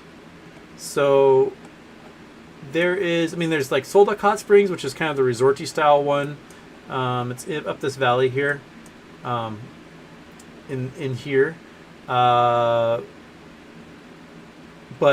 it's like more of a commercial campground. And there's Olympic Hot Springs. We have to go up to Elwha. And I think go up to Elwha a little bit. And it was up here? Yeah. Up to Elwha, past the braided streams that are formed from the dumping of the lake. And you drive up and you park in a parking lot somewhere in here. And they had originally clear-cut the land because they're going to build a huge resort, and then never did. So there's like a weird parking lot, and then you hike along and you get to Olympic Hot Springs. I think it's a really cool spot, although I've heard that some dirty hippies got in the water, and now it's really like bacteria infested, so you may not want to go in the water. That was a couple years ago, and there was this like a bacteria factory because a bunch of unclean hippies basically poisoned everyone. But then there's the Boulder Creek campground, Boulder Creek Falls, so you get some good hikes in here. And you aren't too far from there's Mount Olympus. So I think if you get to the top of Boulder Creek, you can see Mount Olympus, which is hard to see from this side. Those are probably the best ones within 2 or 3 hours without getting further outside. If you feel like going south, you can get to Mount Hood, but that's probably like 5 hours away. If you want to go climb around on really cool old abandoned like military, what do you call them, bunkers and things like that. Fort Stevens is really cool. Fort Stevens State Park, it's got all sorts of cool batteries and old bunkers, and it's also the only spot that was ever attacked on the mainland United States. A Japanese submarine camped out here and shelled Fort Stevens for a little bit before getting chased away. Yeah.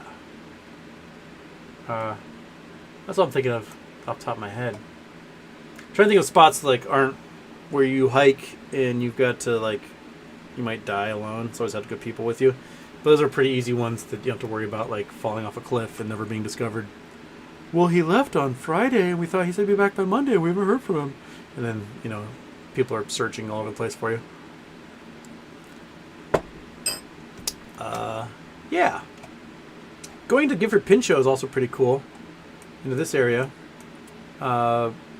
This whole range is fairly remote and not very many people out here, and lots of mosquitoes, though. You will be absolutely just covered in them. So bring off. All right. Ba-ba-ba-ba-ba.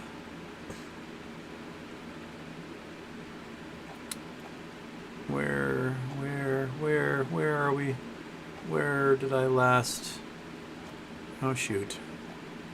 I lost my spot, man.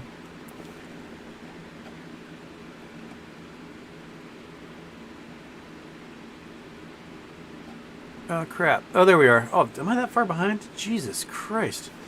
I started the show with 15 minutes. I posted the show with 15 minutes to go, and I'm more than an hour behind. Man.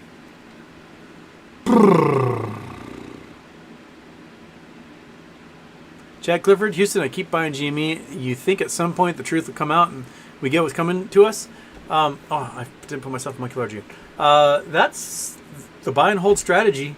It's like right now, the hedge funds haven't been obliterated yet. And they are not going to survive a market collapse. And so they're able to keep playing this game as long as they keep pretending like they have assets worth something.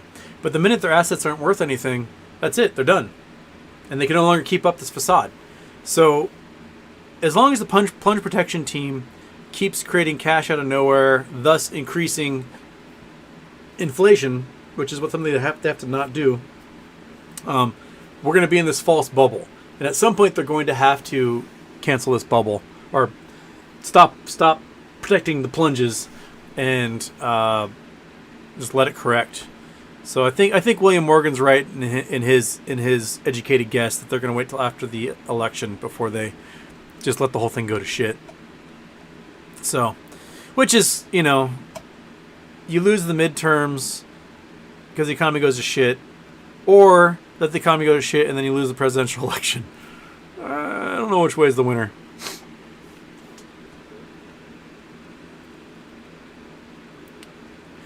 Karstamil Sharif, greetings from Denmark, Houston. Been here since day one, and I have only kind words for you. Besides those glasses, please get new ones before TV show. I have new ones. I have a couple of pairs of new ones. I got them in April. It took until June to get prescriptions, and then I got COVID and couldn't make my appointment, and I haven't had a chance to do new prescriptions. But here's one of them. The other pair are sitting in my car. I got some new ones. These are pretty hip and with it, right? And I think they're all right. But I need to get the prescriptions done so that I can actually use them.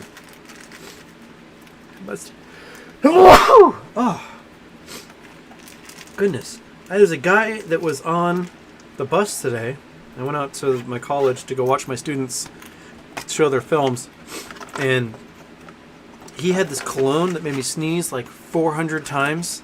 I just could not stop sneezing. It was awful. And I've been sneezing like every half an hour since then. Like it really feels like somehow his cologne went up inside my brain and like pressed its finger into my sinuses. It feels so weird.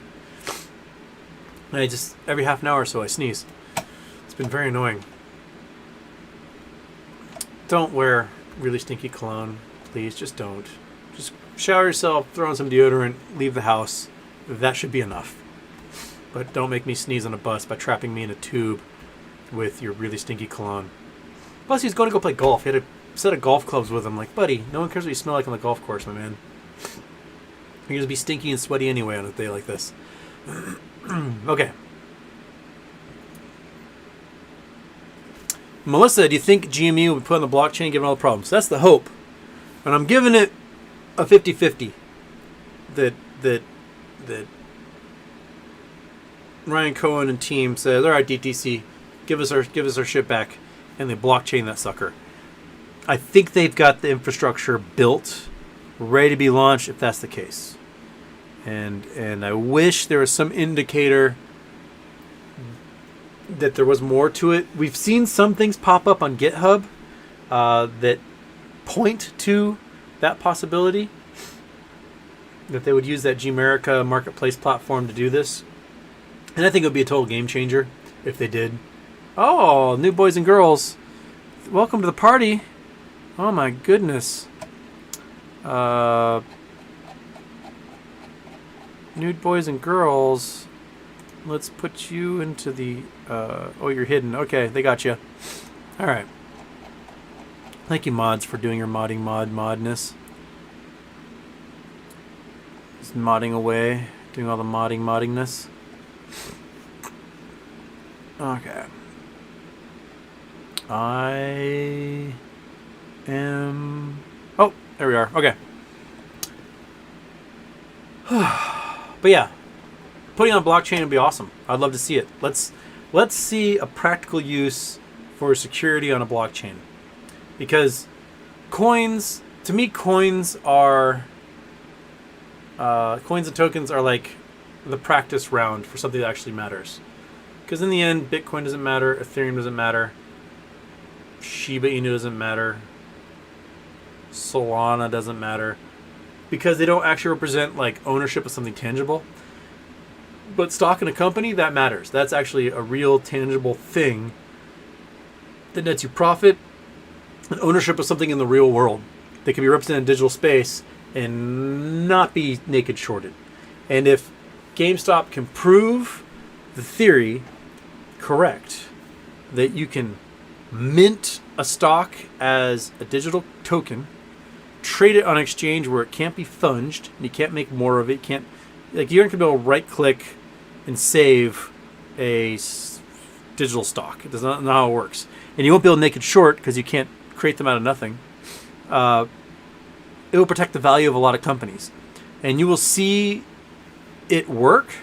And once it does, they will bring over all sorts of OTC stocks that aren't traded on major exchanges. And those folks will be like, oh, sign me up. Put me on your exchange. I don't want my company to be shorted into nothingness again. And that's where we're headed. I think it's going to have to be an outsider subverting the dominant paradigm to get the New York Stock Exchange and the DTCC and all those folks to blockchain stocks. Because if someone else does it and they aren't doing it, they're going to lose all of their clients. Okay.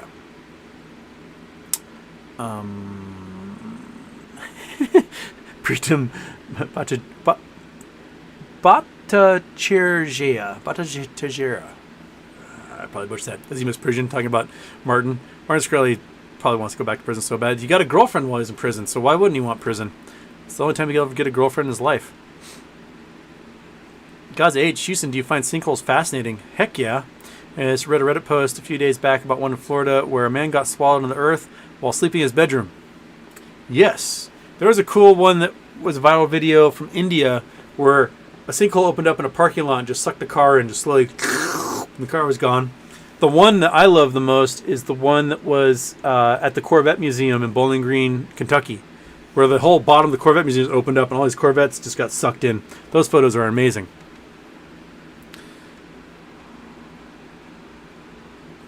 God's age, why do people invest in real estate in Miami knowing they're sinkholes? For the big booty Latinas, that's why.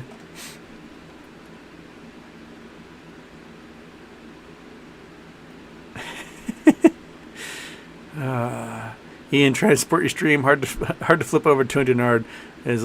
Love streaming with a hot chick. Sorry, I'm not hot enough. That's okay. I understand my role.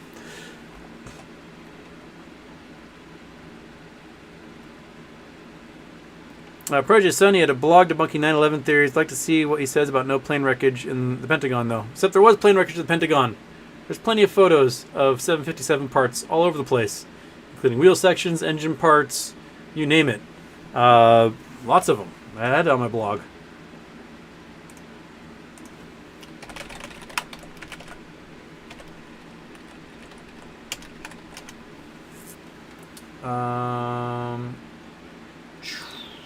This would have been... Let's see here. Which one was it? Was it part 3?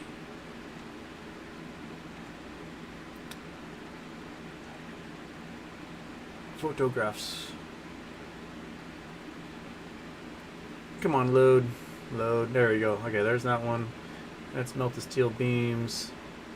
Where?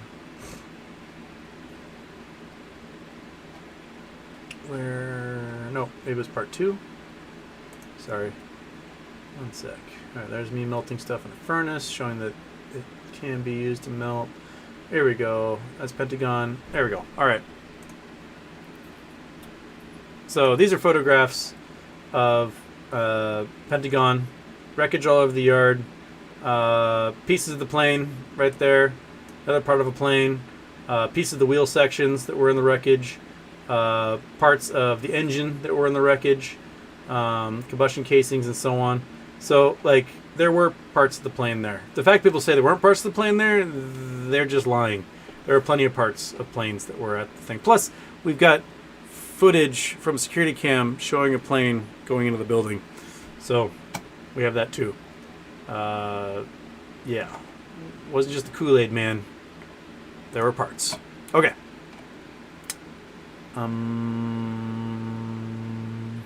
Nil 21891981. Houston, is Wall Street really accepting ape as collateral for AMC? What is the likelihood that the shares do not get converted?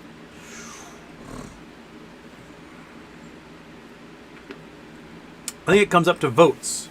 So your votes are worth 100 times more in AMC than they are in ape. So if the holders of AMC say no, I put myself in the wrong one again. Monkey large. If the holders of AMC say no, then it will remain ape and AMC in perpetuity. If they say yes, then it combines. And I'm not sure what that means for the 4.5 billion authorized ape shares, if those also become ape, AMC or not. I don't know. But I would hope that there's no vote until post T plus 90. Everything should be after T plus 90. If they're going to do any shenanigans with those apes, it should be until after then.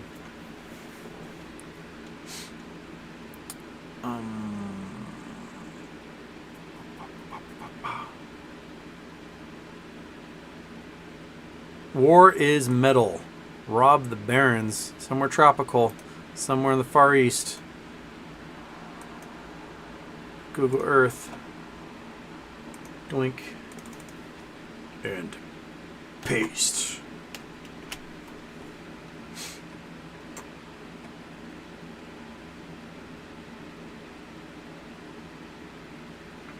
What do we got here? We got a cliff. We got a road that goes to a cliff and just goes to nothing. Suicide Cliff. Oh, is this where the Japanese were jumping off? Was it Ujima? Where are we? Northern Marianas Islands. Okay. Yeah, this is where the Japanese saw the Marines coming, right? And they just like jumped off the cliff to kill themselves because they were told all sorts of propaganda. The Marines were just gonna like eat their babies and do all sorts of things. Yeah, heavy metal, man. Definitely heavy metal. Bonsai Cliff Monument. Bonsai. Yeah, brutality. Brutality for sure. Saipan. Saipan should be given statehood, in my opinion. Make the Northern Marianas Islands, Guam a state, American Samoa a state, Virgin Islands a state, Puerto Rico a state, DC, make them a state, make them all states. They should have voting rights and everything else. They shouldn't just become in this weird limbo of being part of the country but not having the rights to the country. It's weird to me. It's weird. Give them senators, give them everything.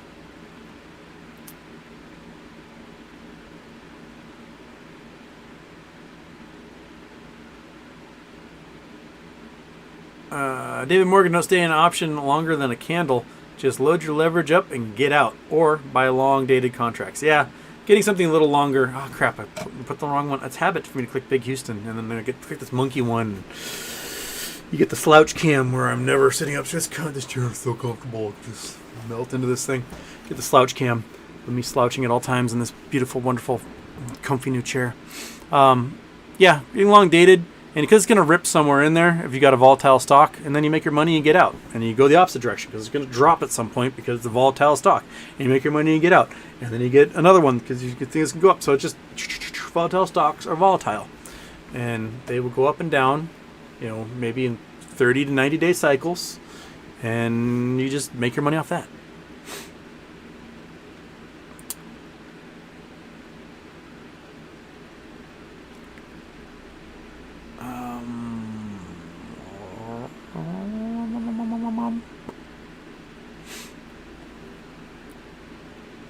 Kronk, Adam Aaron dumped all his AMC stock, but he didn't dump his Norwegian Cruise Line stock. I wonder which company he actually believes in. Thing is like, cruise lines don't do well during pandemics either. Blah, blah, blah. Houston, what's to stop hedgies from doing to Ape what they did to MMTLP? Well, MMTLP was a conversion share of Torch. So if you had Torch, it became MMTLP, and it became 7-to-1 metamaterial. Now, MMTLP, if they get permission to turn private, that sucker is going to pop big time, because every short position has to get closed out if it goes private. You cannot have any synthetics or anything owed in a private share because the share will no longer exist. So, and there's nothing that you can do to replace it except give cold hard cash to whoever you shorted on. So those positions have to be closed. So I'll be interested to see what happens. I was really hoping that it would happen before the 19th because I have metamaterial calls for the 19th that just aren't doing anything. Because on no news, nothing's going to happen. But it looks like at the end of the month is when they're expecting approval from their S1 form to flop over to becoming a private company. Mupulin, after what point will we know when something has gone terribly wrong, meaning no squeeze, blatant corruption, DTCC won't budge, etc.? Let's say the bottom falls out of the market in November. Like everything crashes, it's done. There is nothing to be had. We're all absolutely, I didn't realize that we're not even pointing at me really. There's nothing happening that like they're losing their assets under management. Hedge funds are getting liquidated just because they have no assets and the price doesn't pop. Then we might be screwed. But we've seen the price pop when hedge funds have gotten in trouble. So we know that they are tied. And Dave Lauer was pointing out that if GameStop's above $16 a share, they're losing money. And if AMC's above $23 a share, they're losing money. So as long as the share price for GameStop is more than double where they're losing money, then they're getting their balls caught in a vice with leverage. So they can't afford for the Dow to plummet. Because if it does, then that's it. That's all. That's what they got. They got nothing else. So that's... The DTCC can only keep up the charade, however you want to pronounce that, charade, as long as there's assets that have value. Until then, they can't help, like, they were able to stop Bear Stearns from dying, they were able to stop Lehman Brothers from dying, they were able to stop Wells Fargo or Washington Mutual from dying, or Wachovia from dying, or countless other institutions. They aren't going to be able to stop Credit Suisse from dying. They can only manipulate while they have things to manipulate with. And the minute their manipulation tools are gone, that's it. The jig is up. Kevin Vargas, any idea why Jackson Hunter deleted his channel? He didn't delete his channel. He got hacked and it got deleted. So he got... His YouTube was deleted, his Instagram was deleted, and his Facebook were all deleted because his email got hacked and somebody got in there.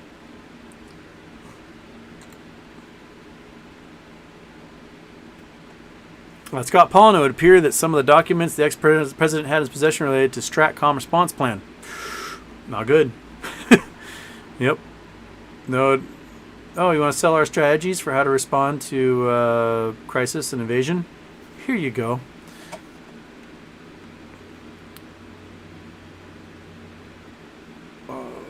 Mark Mills seemed like they won't let GME move off $40. Probably if they don't, it won't be until after the 19th. That's when the T35 cycle kicks in. Andrew Stewart, gonna try to get some shirts to send you. I will take the shirts, baby. I still have a couple of shirts that I gotta wear that some folks sent me. I was gonna sprinkle them out over the next few shows. I have one. Got another like Crazy 50 shirt from Daphne.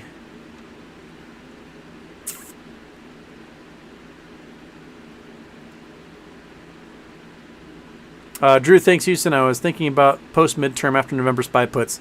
Never bought an option before, but I'm going to do some research first, but I also want to buy while SPY is 420 plus. Yeah, because, I mean, the SPY was down to 360 something, 363, 367 in June. That right there is almost $40 spread. That's $4,000 difference. If you buy a put and it was at 420 and you cash out at 360 whatever, you just made $4,000.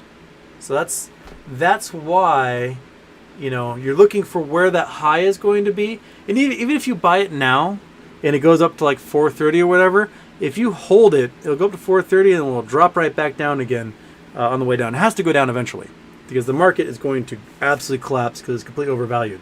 So it's going to happen at some point. So you just, you know, you buy it and you sit on it and you wait. And when it drops a little bit, sure, you can get out and sell. But my guess is you know, you can just keep holding that sucker, and it's gonna consistently for like 30 days in a row when this thing all dies.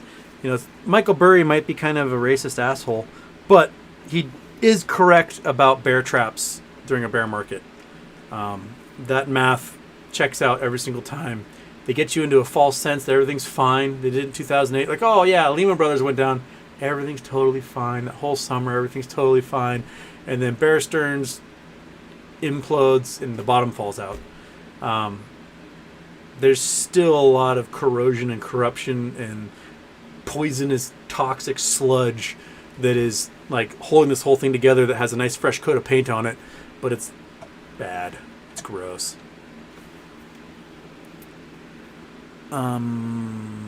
Project Sun, see that Little League championship game pitcher got upset when he accidentally hit a kid in the head, and the kid came, gave him a hug. Here's great sportsmanship after getting beaned, heartwarming. Yeah, I mean, no one ever means to bean someone in the head. I actually beaned a dude in the head once with a knuckleball. He was as surprised as I was. It was a windy day. I told my coach not to put me in there. It was too windy. And it just went right into his head. Concordia? No, Cascadia? Shit. What was that college? It's that Christian school in Portland. They're Division 2. We were going to lose that day anyway. But, yeah. Just 55-mile knuckleball right in the dome. Until his wind just blew right into his face. It was not me. It was the wind. Entirely the wind. But I was like, I'm so sorry. He's like, dude, it happens. Okay. And really, Houston, I'm late again, so listening 1.5 again to catch up. Anyway, picking up my daughter at camp tomorrow and taking a slight detour to Buttsville for birch beer and hot dogs. Hell yeah, Johnny Hot Dogs. Hot Dog Johnny's. Yeah. My other memory of Hot Dog Johnny's as a kid was like 5 years old, and I watched a woman walk like Bugs Bunny when Bugs Bunny was dressed as a lady. Like the hips like ka-donk, ka-donk, ka-donk. I'd never actually seen that exaggerated hip movement before, and that's burned into my brain at Johnny Hot Dogs. To this day, I don't think I've ever seen a woman actually walk like that, except for at Hot Dog Johnny's, Johnny Hot Dogs, whatever it is. But man, the birch beer is delicious. That will also imprint in your brain.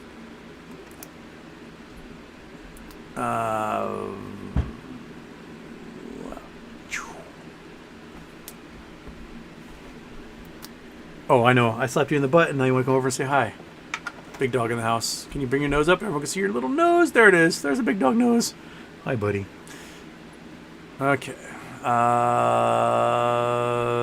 Frozen State Productions. What percentage of share increase would you need if you sold all shares in a stock run and bought back during the dip to increase total share numbers overall?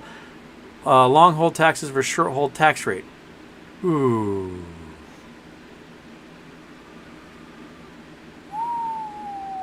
I have to make an equation for that one. Can't do it off the top of my head. Let's see if I can. Where's my? Did I close my calculator? I'm always closing my calculator. There's calculator. Okay. So long term you're paying 20%. Short term 37%. So that difference. So my guess is you may have to increase your hold by probably 40-something%, be my guess, to be able to have it be a wash. So let's say 100 shares at 20% gives you 0.2 versus 150 shares. Okay, sorry. 150 at 0.37 is 55. So that'll give you, yeah, so you have to be at more than 50%. Oh, sorry, you guys can't see what I'm doing. Calculator. So I got to turn off Google Earth, turn off Chrome. All right, clear. So you have 100 shares, right? Oops, 100 shares, and they're taxed at long-term capital gains at 20%. That means 20% is taken off the top. So it leaves you with 80 share values as your total here. If you manage to sell your 100 shares, you're going to pay your 20%, right? And then you buy, say, 150 shares. So you can pay 20% tax on that 100 share sale. And we're assuming that the value of the share has gone up appreciable amounts in that period of time. So most of it's profit. So you buy back and you get enough to get 150 shares. Right? So then you'd be taxed at 37%, which means you're taxed at 55.5 shares worth of value. So you're back to 94.5 shares out of that 100. So you've made a slight gain of, in the end, 14 shares in value by doing that. So you may want to be able to get more than that, which is why I am doing the cycle stuff. I'm working the cycles with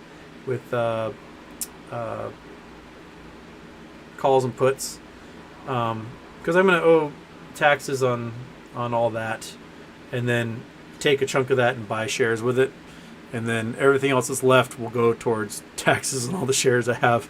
I guess that's what I'm working on. But you're gonna probably have to get at least 50% or more to really make a dent in that.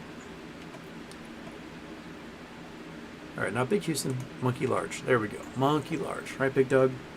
Yeah, I know I can look at you guys. You're just too far down here. There's a little nose peeking up like a little telescope. Little prairie dog above the bottom of the screen, right? Yeah.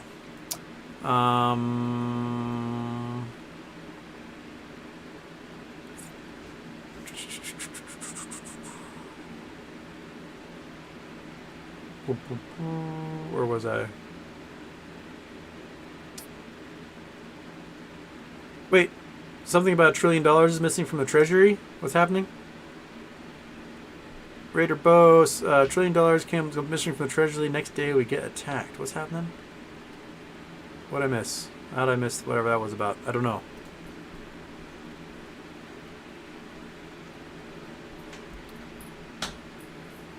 David Dixon got burned in my August SPY puts. I was thinking we were in recession.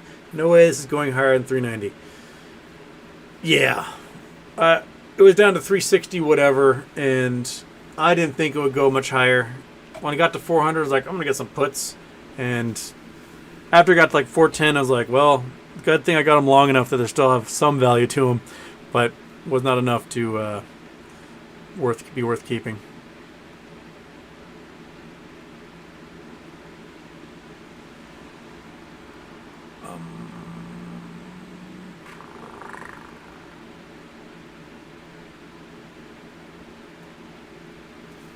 Raider Bo, what about Brandon saying that the inflation month of July there was 0% inflation?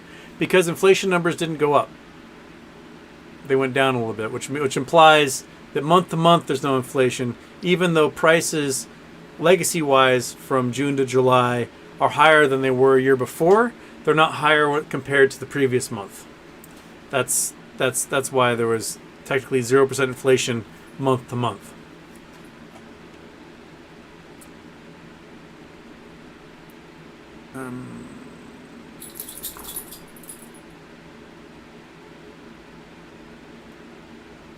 Drew, I'll never forget watching Houston's The Gist interview, and not halfway through the interview I was buying Jimmy for the first time. Thanks for helping me over the past year and a half. Well, thank you. Welcome, Drew. It's been a pleasure having you along for the ride. Professional Houston. I hope you enjoy the meme videos I sent you on Twitter. Aside from the moon, because how close it is to us, what would be the easiest planet to terraform? Ooh, none? That'll be freakishly hard. Like Venus is probably in the best location to make a tropical environment, but the runaway greenhouse gases there means there's like no way to condense the atmosphere to make it livable and get oceans back. I mean, like the way you would have to terraform Venus would be to like completely shield it from the sun for an extended period of time, allow everything to condense in the atmosphere to condense back down into water and such, and give it millions of years to, sink it all, or somehow like lasso it and pull it out to maybe where Mars is and let everything cool off that way. Mars itself, without having a magnetic field, means there's no way to keep the atmosphere from getting like hit with energetic particles and sublimating into outer space. If you do try to terraform it, the atmosphere would get so thin it'd be useless. Then you've got like Titan, which has a thick atmosphere, but it's all methane and ammonia, and doesn't have liquid water, but it's got liquid methane, so it's too cold. Anything you do will just result in shattering whatever device, apparatus, bone, whatever you have. Mercury's too hot. We might be able to do habitats on like Ganymede or Europa, and just drill into the ice where there's theorized to be liquid oceans, and get water from there. So you might be able to like grow stuff in greenhouses. The sun's a little faded there, but it could be amplified with the greenhouse situation, hold and retain heat. You might be able to grow crops. But as far as terraforming the planet, you would not be able to have an atmosphere. It's still too small. But yeah, that's all I can think of.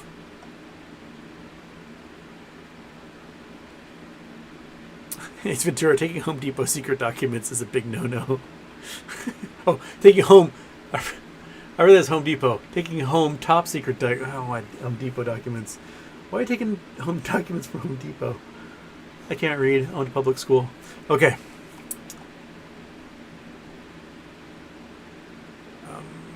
Houston must love Frozen.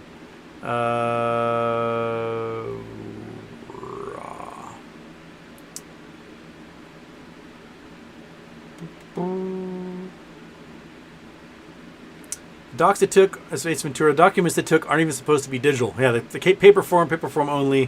Can't let them be digital anywhere. Seems, yeah.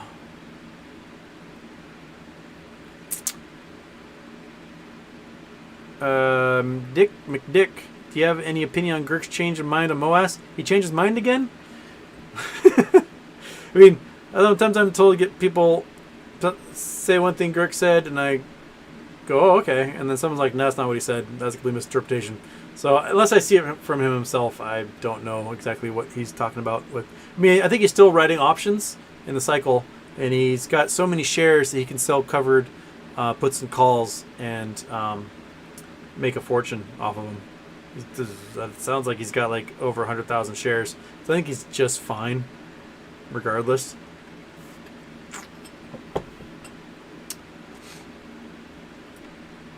Okay. Wired mouse, dude, really? I had where'd my other mouse go? It died. I have this one, and it just like, I don't know what's up with the laser in it, but it shakes. So I had to revert to the one that came with the computer.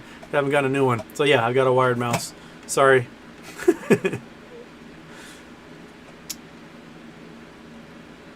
B-Ball 3710, is it too late to get on Bed Bath & Beyond? I don't think so. Remember, Bed Bath & Beyond has shot up to $30 or whatever. It was $80 at one point, wasn't it? Like, first time it shot up, it screamed. Like, one day it just absolutely went bonkers. And then it was like $25 just a few months ago. Scroll on my list. Bam. So 1 year. Yeah, so we are $35 in January. That's where it screamed to. and it had gone up from, where was its bottom? Sometime last summer, wasn't it? April 2020 was $3. January 2021, $35. April 2022 was in the 20s again. So it's a volatile stock. It does huge swings. So between being in like $20-30 level, had dropped down to $14, climbed up back up to 25, went back to 12, back up to 25 in just a matter of months. So between November of last year and April this year, it had basically gone through 3 peaks, and it's back. Looks like it's going back up to another peak again. So it with a volatile stock, it doesn't seem to be too bad. Too bad to get in.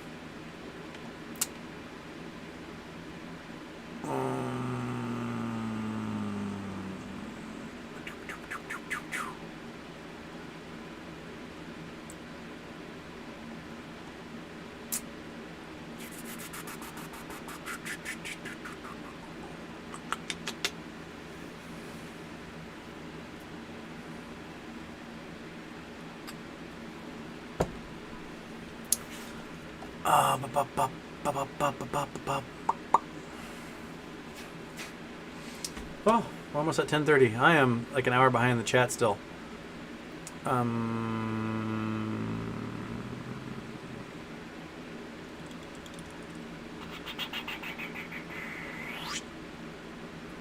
Frozen State Productions, my sticker arrived yesterday. Thanks, Houston. Happy birthday. Oh, my pleasure. I haven't checked the P.O. box in a few days. I do have one I need to send out. And I have not. I need to go check P.O. box. Maybe Monday, because I won't. My niece and nephew come over tomorrow, so I got to spend all day with them. So I won't be able to do it then. So maybe Monday. Monday I can go check the P.O. box. Yeah.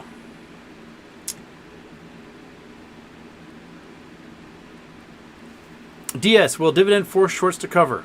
We hope. That's the idea. But the DTCC et al. Are shady as heck, and they will definitely try to finagle and find loopholes and bend the truth and laws to their own being. So, yeah. What's that silver-looking alien face on your desk? Silver? This thing? Microscope? That's what that is. It's a gem microscope, so it's got little things to hold gems, so I can appear at them and see what they're looking like on the inside, and if they've got inclusions and whatnot for rating gemstones and grading them. That's the only thing I think is silver-looking alien thing. That thing right there.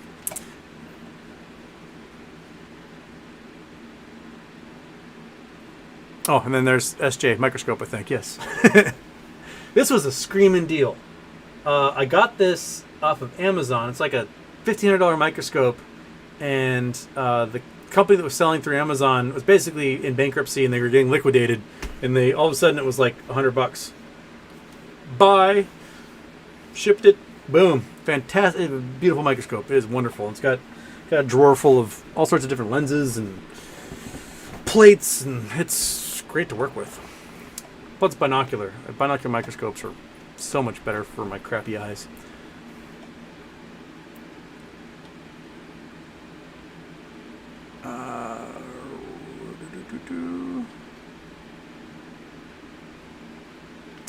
Brian Martin, Houston, did you see Morro Bay, California has announced plans to tear down the iconic 3 stacks from the old PG&E power plant and replace the site with a battery storage facility? Have you been to Morro Rock? No, I don't think I have. Morro Bay, California. Go. Have I been there?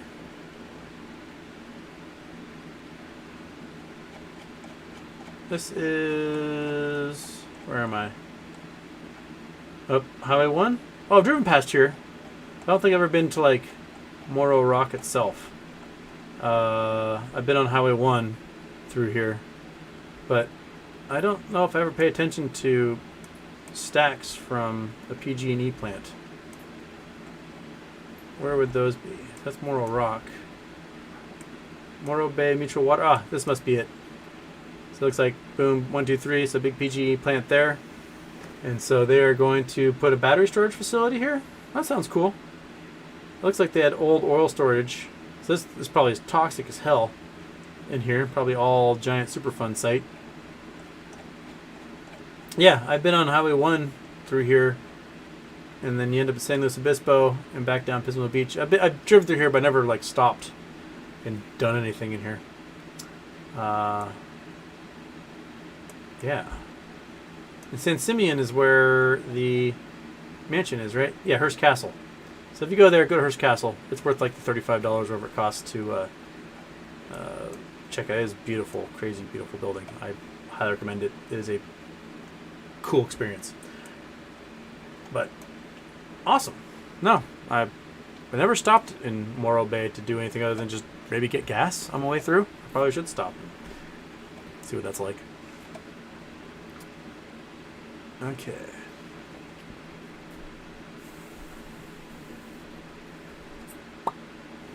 Aaron Salentine, Houston. So what is with GME pumping like $7 to $8, then SmackDown like they're holding it under 42? You believe they're synthetically shorting still, while also closing positions? They are not closing positions. They have never been closing positions. They have never once closed a position. That's not what they're doing. If they're shorting, they're wrong one, marking large. If they're shorting, they're increasing liability. That's all they've ever done. They are not closing positions at all ever on any of these stocks. They just keep shorting them, and they keep increasing their liability. So last week was FTDs on the XRT ETF, and that's a lot of failure to delivers on the XRT electronically traded fund. That way we're avoiding so many letters. And they had to buy a bunch of GameStop to be able to reapothecate those shares of the ETF. And so we saw a price increase. And the price increase was enough that it went over $40. It triggered a whole bunch of call options. So we saw Gamma on Monday. That's when the price went up even more.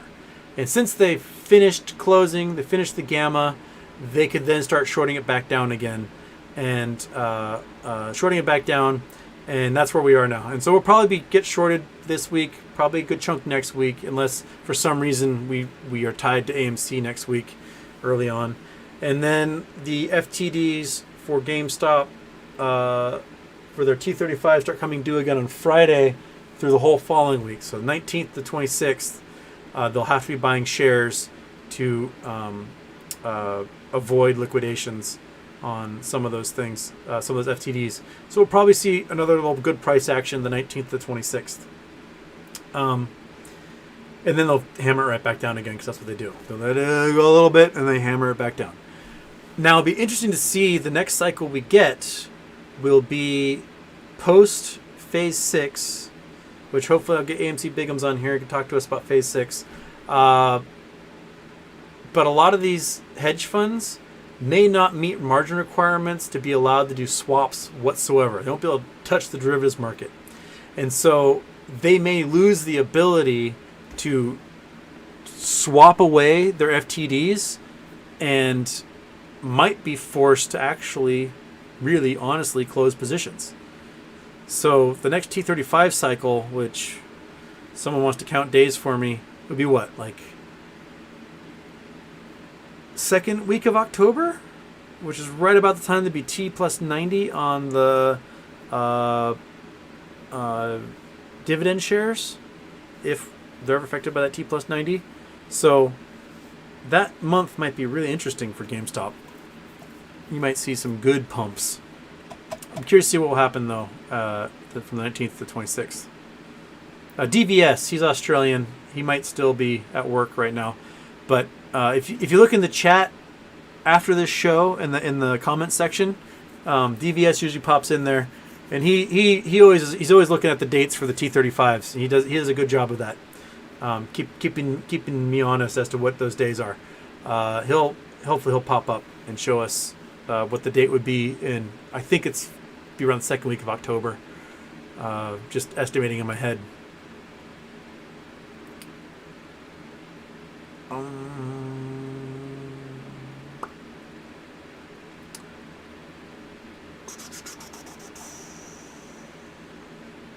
Adam Burnett, will the price on AMC go down the 22nd when ApeShare goes live? Yes. I'm not sure by how much. I think someone said it will be like 5% that will go down, and that a micro amount will be the ApeShare, and then they'll trade independent of each other after that.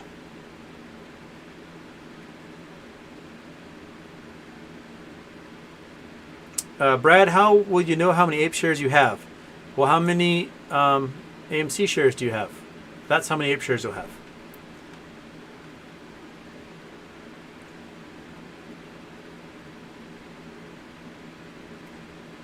Equinox MVZ, I think keep Ape, keep buying AMC separately. No sell, no sell. That's buy and hold, man. That's how it works. MER, love you too. Geminius Houston, a few shows you mentioned a ticker that was developing insulin monitoring systems. Could you remind me what that ticker was? No Labs, KNOW Labs. Their ticker is KNWN. They have asked for listing on the New York Stock Exchange. They've been in human trials. If they get listing on the New York Stock Exchange, then that tells me that the human trials are going really well. Think about it this way. Oh, Monkey Butt wants a blanket. There you go, Monkey.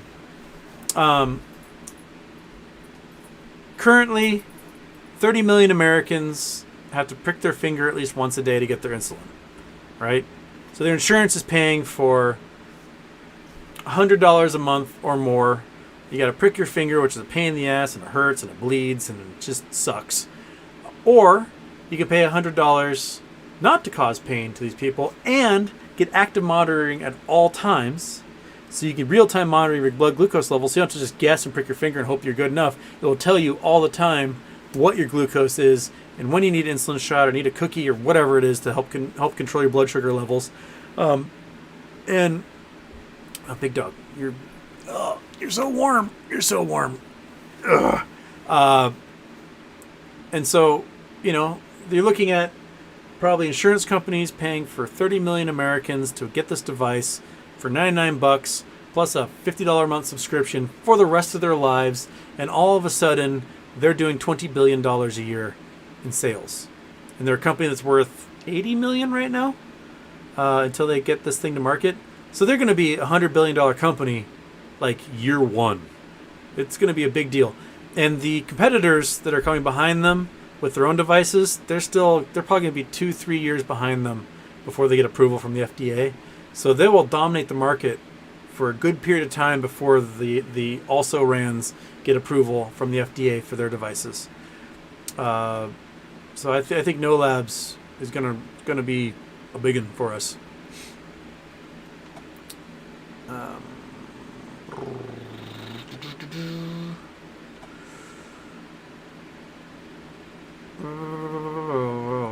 Raider Bow, Camp the Mount Rainier. It's amazing. Mount Rainier is beautiful. I recommend it. Just like in the summertime, my friends and I did a turns all year one year where we made sure we go skiing at least once a month. So come summer, the only place to go skiing is Camp Muir and Mount Rainier. It's beautiful. It's absolutely beautiful. I did a climb to the top when I was 14, summer after 8th grade. So I went to the summit of Mount Rainier. Awesome experience. Beautiful, gorgeous, exhausting. I've done it. I don't need to do it again. But the view is beautiful, August day, and you can see Seattle. You can see everything. It was just gorgeous up there.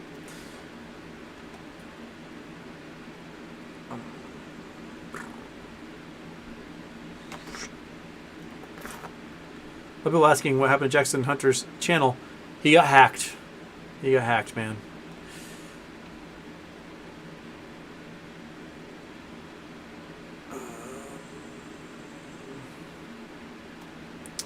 Tyler English, you watched Suzanne Trimbath and Josh Hamilton claims that insurance doesn't hold near enough to cover that in other cases, the court stopped statement of retail brokers in lieu of bigger clients. We've not had a situation like this that would melt down entire investment banks. So, I don't know if you can use those examples where they're like small case things where like, oh, this thing went weird, we'll deal with this. This is where half the market is melting down to zero, the other half is flying to the moon, and major investment banks around the world are going to be blinking out of existence. And the only way we're going to be able to maintain a banking system is if the Federal Reserve and the Treasury just print everything to bail them out. That's the only way. I don't know if there's going to be a way to save anything without doing that. Big guys, little guys, anyone, you're going to have to print the money, and it's going to have to go somewhere. And if they do the 20 million strong or however many it is that are the retail investors in this stuff, they do us dirty. That's it. Retail investors pull out of the market, and they're going to figure out something else to do with their money. But it won't be in the markets, and the markets will never work again because they've required bleeding us dry to make their hedge funds money. That's their entire business model is. We put our money in, they go, stupid fucking idiot, and they suck it out by shorting whatever stock we own. And they take our money and they give themselves profit that way. So without us, they have no business model. So if you screw us hard enough and fast enough, we go, oh, that's why we shouldn't be participating in this system. And we leave. We do something else. We'll invest in Frankfurt or Tokyo or Korea where they can't do naked shorting. And that's where we'll go live. We'll put all our money there and give the finger to the New York Stock Exchange and the NASDAQ and the OTC and the SEC and the DTCC and everyone else. We'll just won't participate. We'll put our money elsewhere.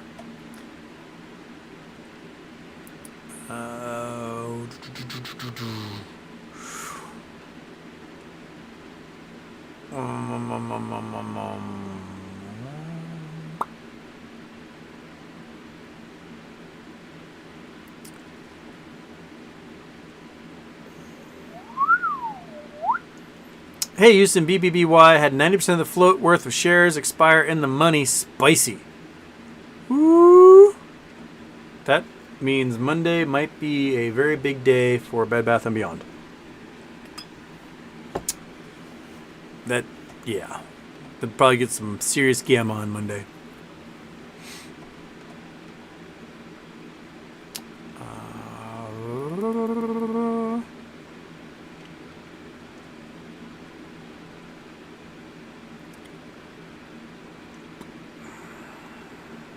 Okay.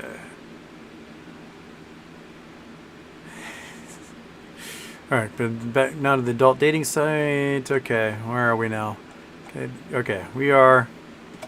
Well, I'm in 2 hours and change on the show so far. I got a little more gas in the tank, so we can go for a little bit longer. Maybe we'll go to 11, another 15 minutes or so. Okay.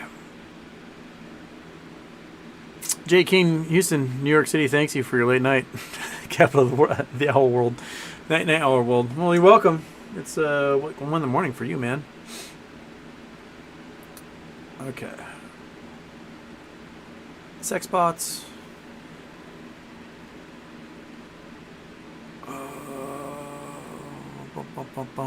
Andrew Dell, Houston. I keep hearing there won't be options on apes. So if so, why not?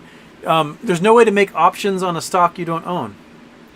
So if market makers and options houses don't own enough shares, they can't make any options on it yet.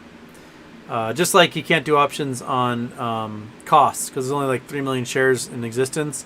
So they can't accumulate enough to make an options market. Right now, there's no options for ape because nobody owns any. So you're not going to build the options until they own some. But I don't know if there's going to be a ban on options or if in the future there's going to be enough out there that can make options. I don't know.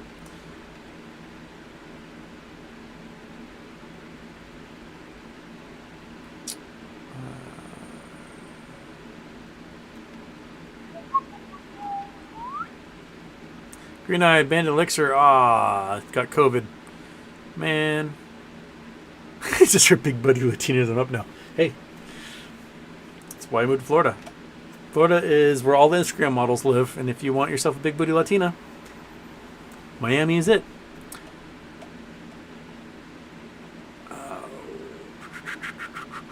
Oh, Daphne made it. Hello, Daphne.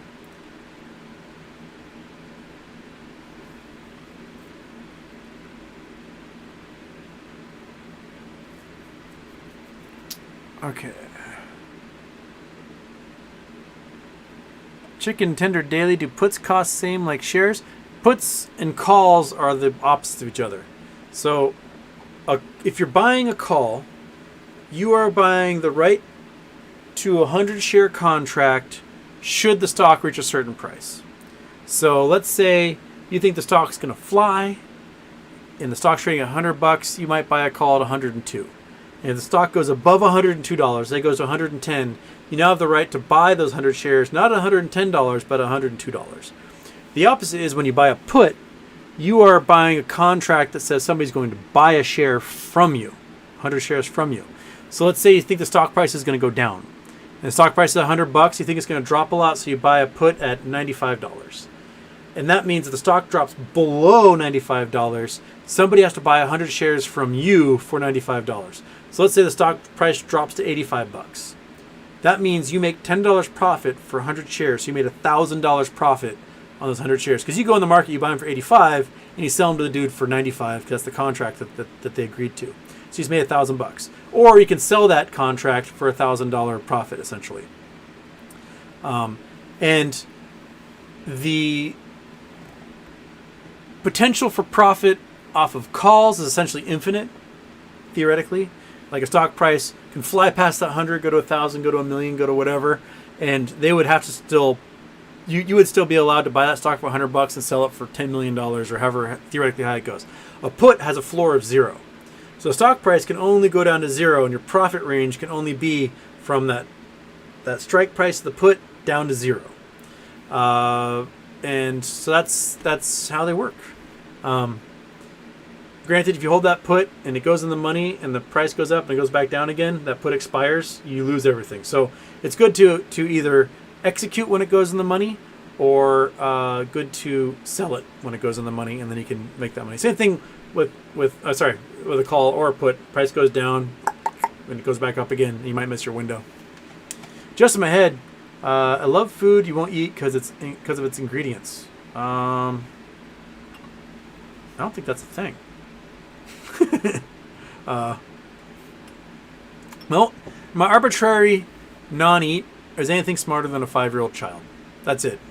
If you're as dumb as a 4-year-old, I'll eat you. I'll eat a pig, no problem. The smartest 4-year-olds. But 5-year-olds, my arbitrary limit. So like no border collies, African gray parrots, dolphins, octopus, bonobo monkeys. I won't eat those. But go to a 4-year-old, I'll eat that all day long. So there's not really anything that's, off the menu in that case. I was tricked into eating whale when I was in Norway. I was walking through the fish market in Bergen, and this dude was like cutting some sort of smoked fish, and I was looking at him, he's like, "Oh, you want to try some?" I said, "Sure." And gave me a piece, and he goes, "You like it?" And I was like, "Not really." And he's like, "You just ate whale." Ha ha ha ha ha. And I was like, "Yeah, well, whale tastes like shit." Wasn't very good. I guess, if you need to survive off of it, that's one thing, but it's better fish in the sea. I have had octopus till I learned about how smart they were, and I was like, I can't eat octopus. But I can't think of any loved foods I won't eat because of their ingredients. I'm pretty omnivoristic otherwise.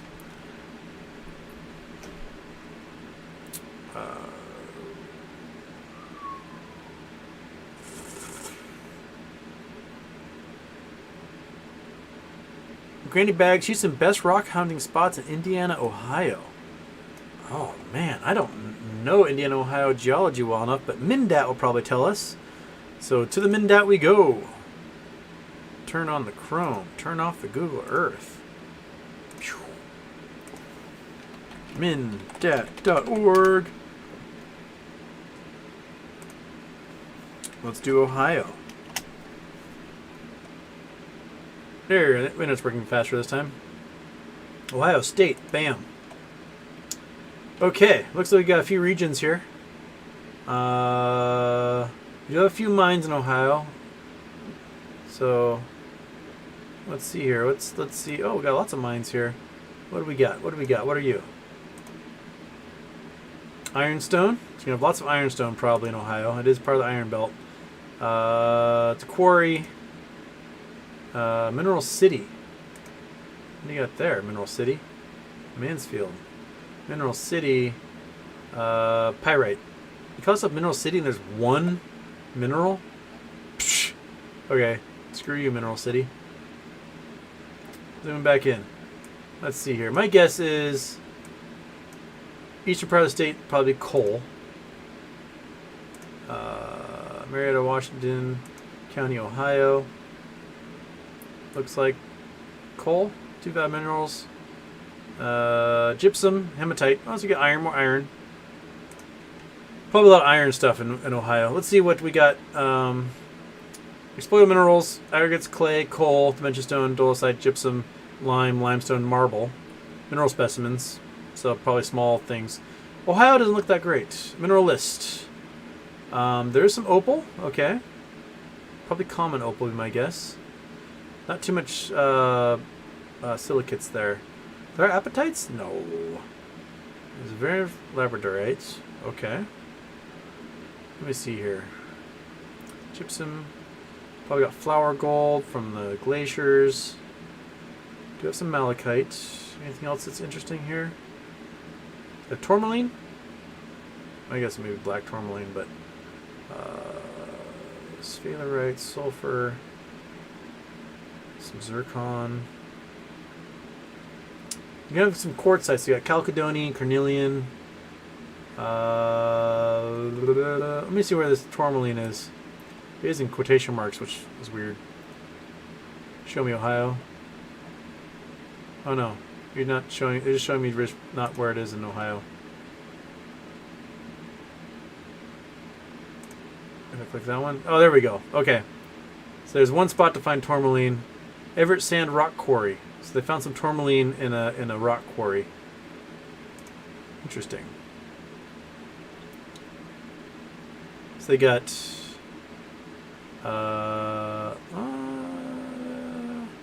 got some rutile quartz and some tourmaline. My guess is these are like micron size stuff.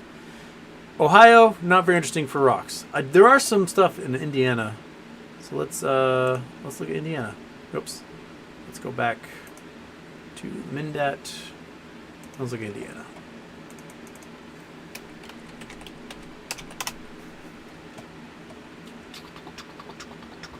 Bing, Indiana State. Bam. Okay. Ooh, there's a lot right there. That looks like a mineral rich area. Shaboom. 35 different sites. What we got? Refractories Quarry. Unnamed opening occurrence. Martin County, Indiana. Unnamed opening occurrence. These are places people have mined. Prospect, Martin County. Martin County. This looks like Martin County is where we're going to get the cool stuff.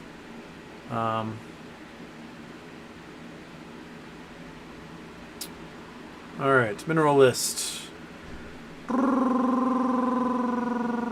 my chalcedony diamond. Diamonds? Diamonds been found in Indiana? I wonder if there's a kimberlite pipe.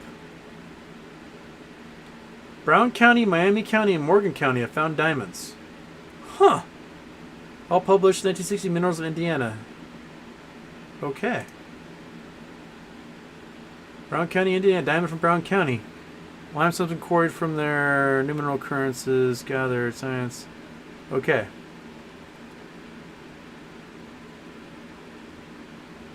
So these sound like maybe industrial type diamonds? Yeah, using for diamond drills. Okay. Oh no, bored by diamond drills. Alright. So they just give me all diamond things, but Greenville, the Rockies, Boston. They're giving me all sorts of things that say diamond, but not at all actual diamonds. Just happen to mention diamond and Indiana in the same. Okay, principal gemstones. That's not helping me at all, but you know, maybe they'll give me a location somewhere in Indiana. But I hadn't heard of kimberlite pipes being in Indiana. Miami County. Believed valid. Okay, so they've not had. So you have to read this 1960 Minerals of Indiana survey, page 73. You'll get there. If you find that book, let me know. But looks like that Murphy's. Where are we? Murphy County or whatever. That looks like your big mineralogical area right there.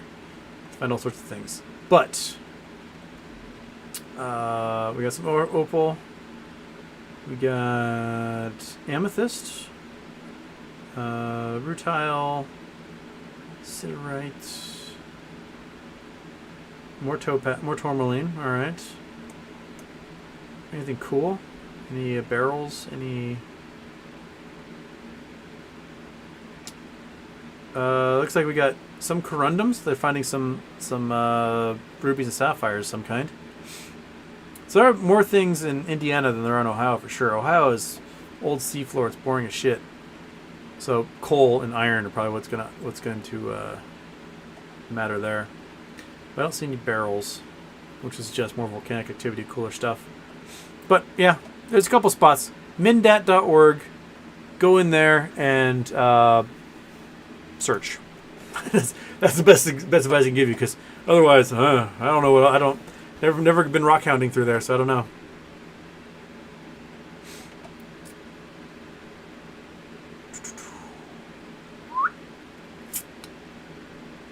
Okay. Anthony G, when's the last day to buy? Still get ape. Monday, I believe. Monday at close.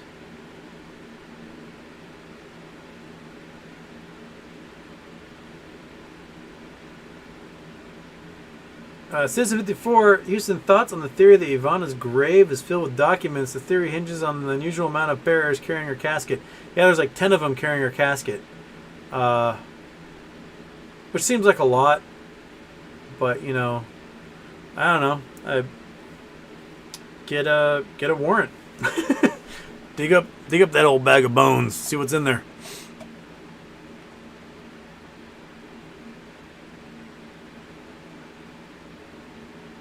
Liz claiming Fannie Mae and Freddie Mac will soon be dropping hard because of foreclosures going up big this year. Yeah. 3 million homes are facing foreclosure in the next 6 months, something like that. Which is pretty incredible considering that 2.1 million was enough to cause the global financial crisis. So, oops. Yeah.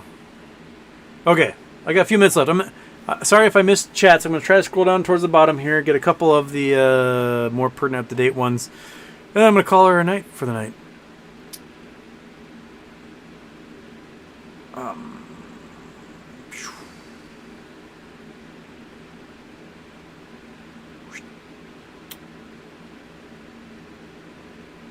Prontal, are you familiar with the work and philosophy of Albert Camus? What do you think about it? No. I've not read Arthur Camus. Camus. I spelled the name wrong. Algerian-born French philosopher. Nobel Prize in Literature in 1957. I've not read his works. Stranger, the Plague, Myth, Sisyphus. Fall and the Rebel. Okay.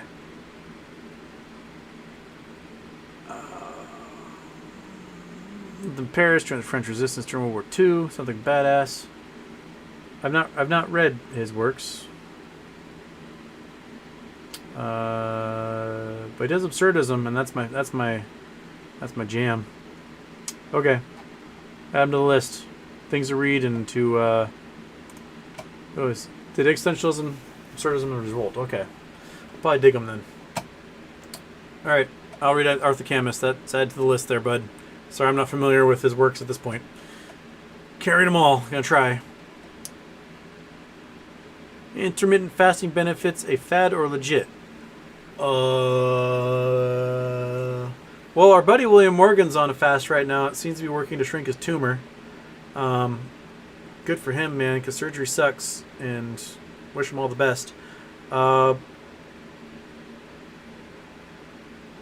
know, sometimes it's good to, not stuff your face for an entire day.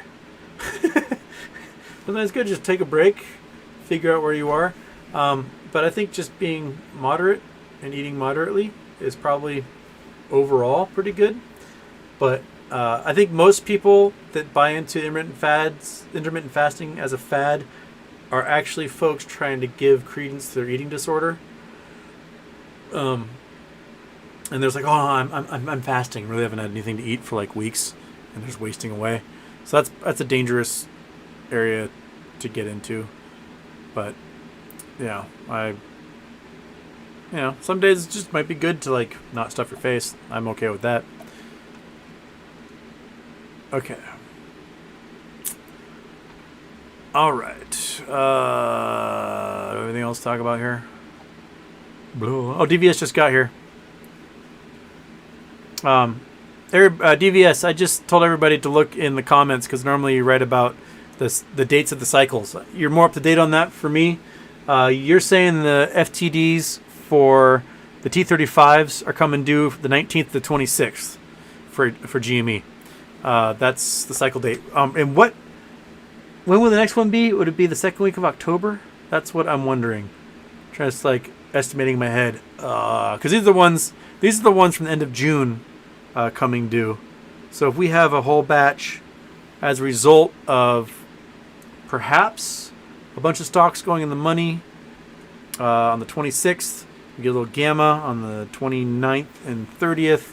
Then we'll have a whole bunch of FTDs 35 days after that, and that'll be sometime second week of June. XRT obligations 19th, 24th, and September 16th to 21st. Okay. All right. Noted. So keep your eyes on that, my man. Mike Daniel Houston, what did you say about AMC next week? I just got here. I think Monday will probably be some green on Monday because that's the last day to buy to get the apes. And then they'll probably try to hammer it down after that. Be my guess. My best guess. All right. DVS XRT just got taken off Reg Show today, so this might throw a spinner in the works. Okay. All right. All right. And DVS, thank you for joining me, but you got here just as I'm heading out. So, everybody, have a wonderful weekend.